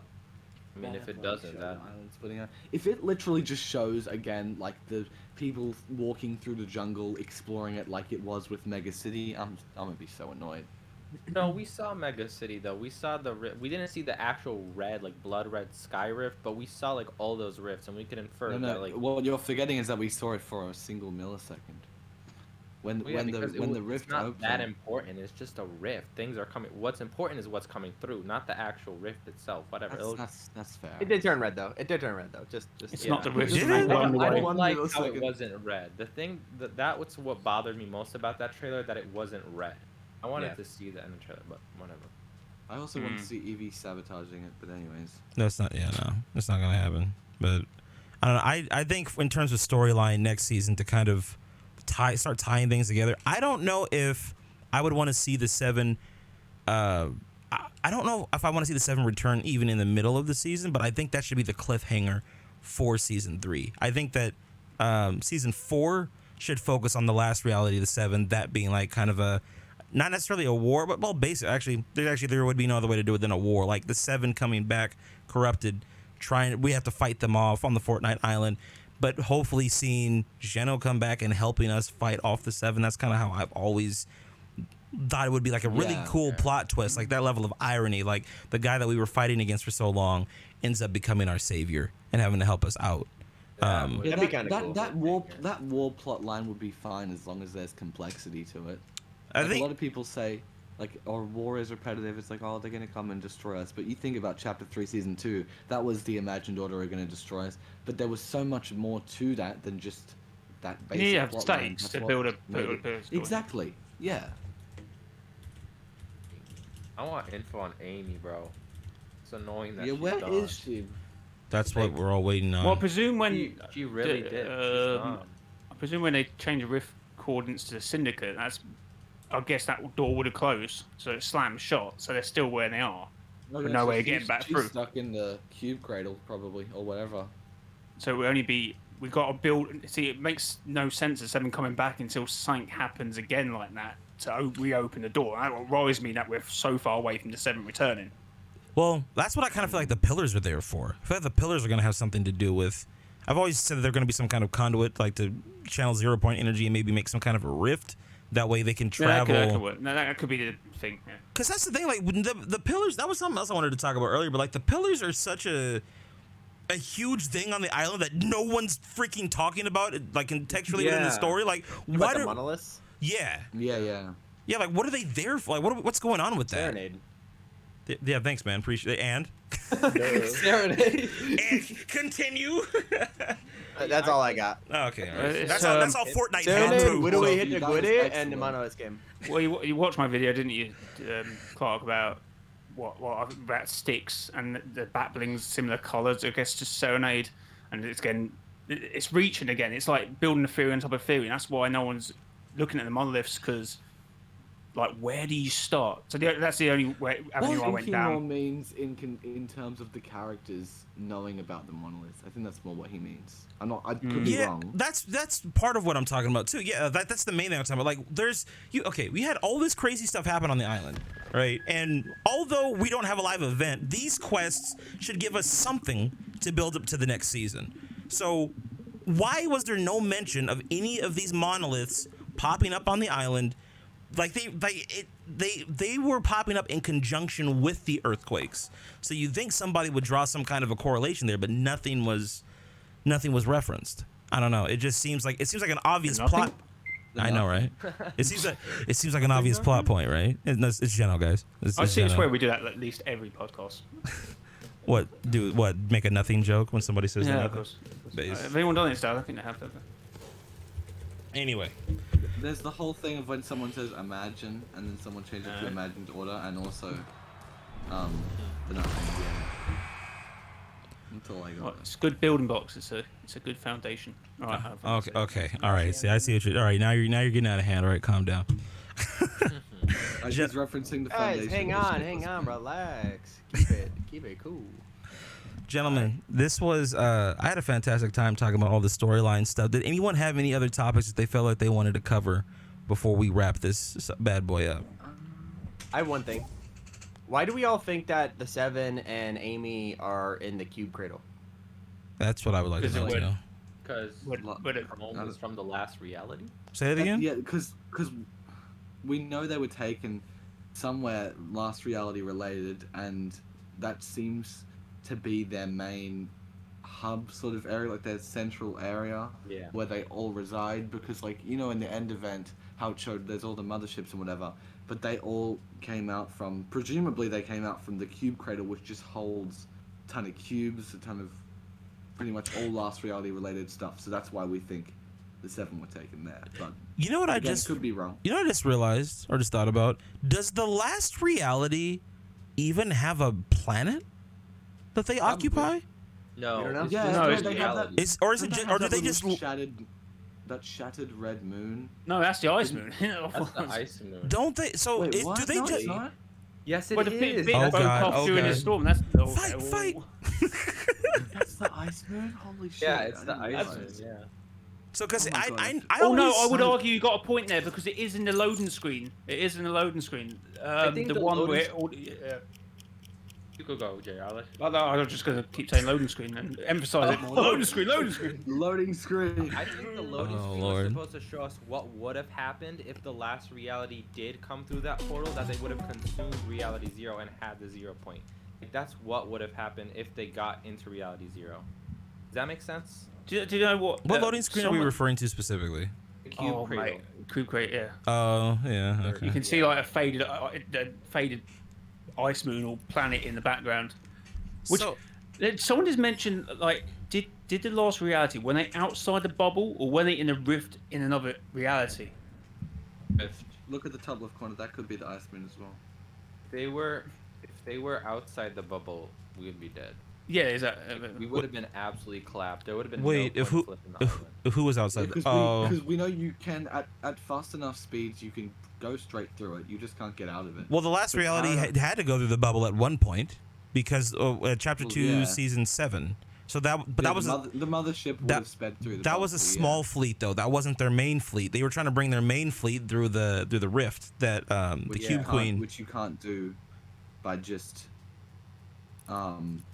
going through the bubble. Yeah, you can't bring that much. I had a don't theory think- that the last reality consumes other realities, which just like spreads the nothing. Yeah, no, I would say that's likely. Yeah, And- Destroy the reality and then like quote unquote eat that reality, and it becomes a part of the last reality, and they continue that until there's nothing left. Oh my goodness, I can't get my words out. There's nothing left other than the nothing and the last reality.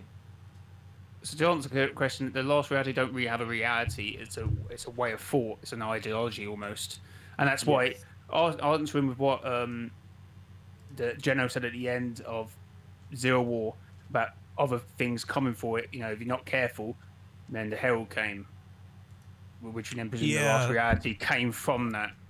And that's why I wouldn't say the Shapeless Man is the nothing. Percentage-wise, I would go. I lean towards the nothing in that respect because that's the next danger. That's what Geno warned about. Right. I don't know. I feel like we brought up a lot of really good points. I know that Tommy is running short on time, so I want to be respectful of where he's at right now. Tommy, I want to thank you for jumping on with us today. You made this podcast exceptionally special. Thank you for having me. Appreciate it. We'd love to have you back on at some point in the future too. We do this once a season, so hopefully we can have you back on again. But Appreciate it. Do you have anything you want to say to us or the audience before you have to head out of here? Appreciate everyone's time, and I will gwitty my way out. Sorry for the cringe. All right, I do gotta go eat though. Thank you so much for having me again. I appreciate it. I'll Yeah, bro. talk to you guys when hopefully there's more story stuff to talk about. For sure, man. We Yeah, appreciate you. All right. All right, bye everyone. Peace, Bye. man. Yeah. Top 5 gaming, ladies and gentlemen. Let's give him a round of fried chicken in the chat and some applause. Tommy, we appreciate him. Awesome podcast. Awesome podcast. And of course, we can't forget Mr. JOY, TediusX, and Rezztro also killing it, man. You guys really just knocked out the park with the content today, man. Just phenomenal job. Everybody brought up some really good points. Every time we talk, I learn something. I didn't know any of that stuff you guys were bringing up earlier about the 7 being betrayed by the Imagined Order. I found that was really interesting. I never heard that before. We had theorized that was the case, but I never knew that was confirmed. So, but I don't know. Do you guys? That builds on what we were saying the other day too. Yeah, that reminds me, chat. Tedious and I have. I don't know how we're gonna. We have the most fire theory ever. We have a theory about how the entire Fortnite timeline works out. Well, more so chapter 1. No, the whole thing from chapter 1 to present, how it kind of all ties together. Yeah. Because remember there's a lot of unanswered questions in the Fortnite storyline. And Tedious and I one night we were just sitting down talking, we were trying to answer a lot of these questions, and we kind of figured out like how Geno came to find the island, how the 7 ended up working out, how like, who was the first member, all of that, like all. But don't tell him. But we 'Cause he's can't. gonna make it a video. Right. We can't tell you about it yet because it's either going to be a podcast that he and I do, or it'll be a video breaking down everything. But I think we've got a set timeline on how everything worked out. So you have to stay tuned for that. And if you disagree with us, you're wrong. Exactly. Yeah. Tedious and Clark on top always. 100%. No. I want one last thing before I wrap up the stream here. I was gonna unveil a new creative map that Shadow and I have been working on for the last week. I'm not gonna do it here. What I will do, I think what I'm gonna do is Friday of next week, Thursday of next week, right before downtime starts. I want to play on this new map with you guys. This has been something that you guys have been asking for a long time. It's a really cool map. I might post some teasers in the Discord. If you're not in the Discord, link in the description on YouTube, or !Discord in chat is the command for that. If you're not in there, you need to be. That's where everybody hangs out after the streams and all that. So really important. Also, everyone's YouTube channels will be down in the description of the YouTube video as well. Make sure you hit that. If you're on TikTok, link to everything is in my bio. You'll be able to find everything there. I want to thank you all for jumping on the podcast today. You guys killed it. I had a lot of fun. I'm happy that I really look forward to these podcasts we do. We get to do this every season and just like debate, talk, whatever about the Fortnite storyline. I think it's good for the community too. So, and we appreciate all you guys for coming in and watching. So, does anybody have anything they want to say before we wrap this bad boy up? Put that thing in the Discord. Oh, you're there. Show it. I'll share screen it to him, Clint. That's what you got to do. What are you talking about? The law. What into are you talking about? Rezztro's power went out. Are we talking about? I'm still here though. I'm on my phone, so it's okay. Ha! Yes, I told you. You found a way. Good job. We talked about this earlier. We planned for this. Yes, we did indeed. Jay, are you talking about your theory that you had broke down for us earlier? You're putting that in the. Oh no, it's our theory. The imagined order, the containment field has stabilized, the bridge is intact, the 7 succeeded on manipulation of averted disaster. The 0 point is ours, and the plan can continue, and it's something about recalculating loop shift, sub-loop, redirecting. Surprise. Like throughout the entirety of Chapter 1, the 7 and the imagined order were a bit more intertwined than we realized. Yeah, surprise the sheer volume of matter resolved around the bridge. Extensive charting and analysis is required. Our best D4 team has scrambled and inserted, and that's Ego. We expected resistance and similar embedded agents. That's Elta. We've been, what did I say like? We've been quiet as possible, but the gaze of others may turn towards 0. A whole new world awaits. Well, I'm gonna do some digging into that. I've never seen either. I'm gonna look into that. But hold on. We can nerd the shit out of that after the podcast. Yeah, we can nerd about it after the fact. But guys, we love y'all. Thank you for watching. This has been a fantastic episode of the 0 Point Podcast. I've been Clark Clint. This has been JSOY, Rezztro, TediusX, and Top 5 Gaming. We're gonna leave you guys tonight. Hope to see you next week. We got some big stuff planned for y'all. Get ready for season 3, because I'm telling you guys, next week is gonna be streams back to back for almost 2 weeks straight. Because I love y'all. And I'm also going to be doing a giveaway. I'm just going to announce it now. Fuck it. I'm going to do a giveaway for Optimus Prime. I'm going to give away a couple battle passes. We'll do that on the day of the new season, okay, on Friday of next week. So I love y'all.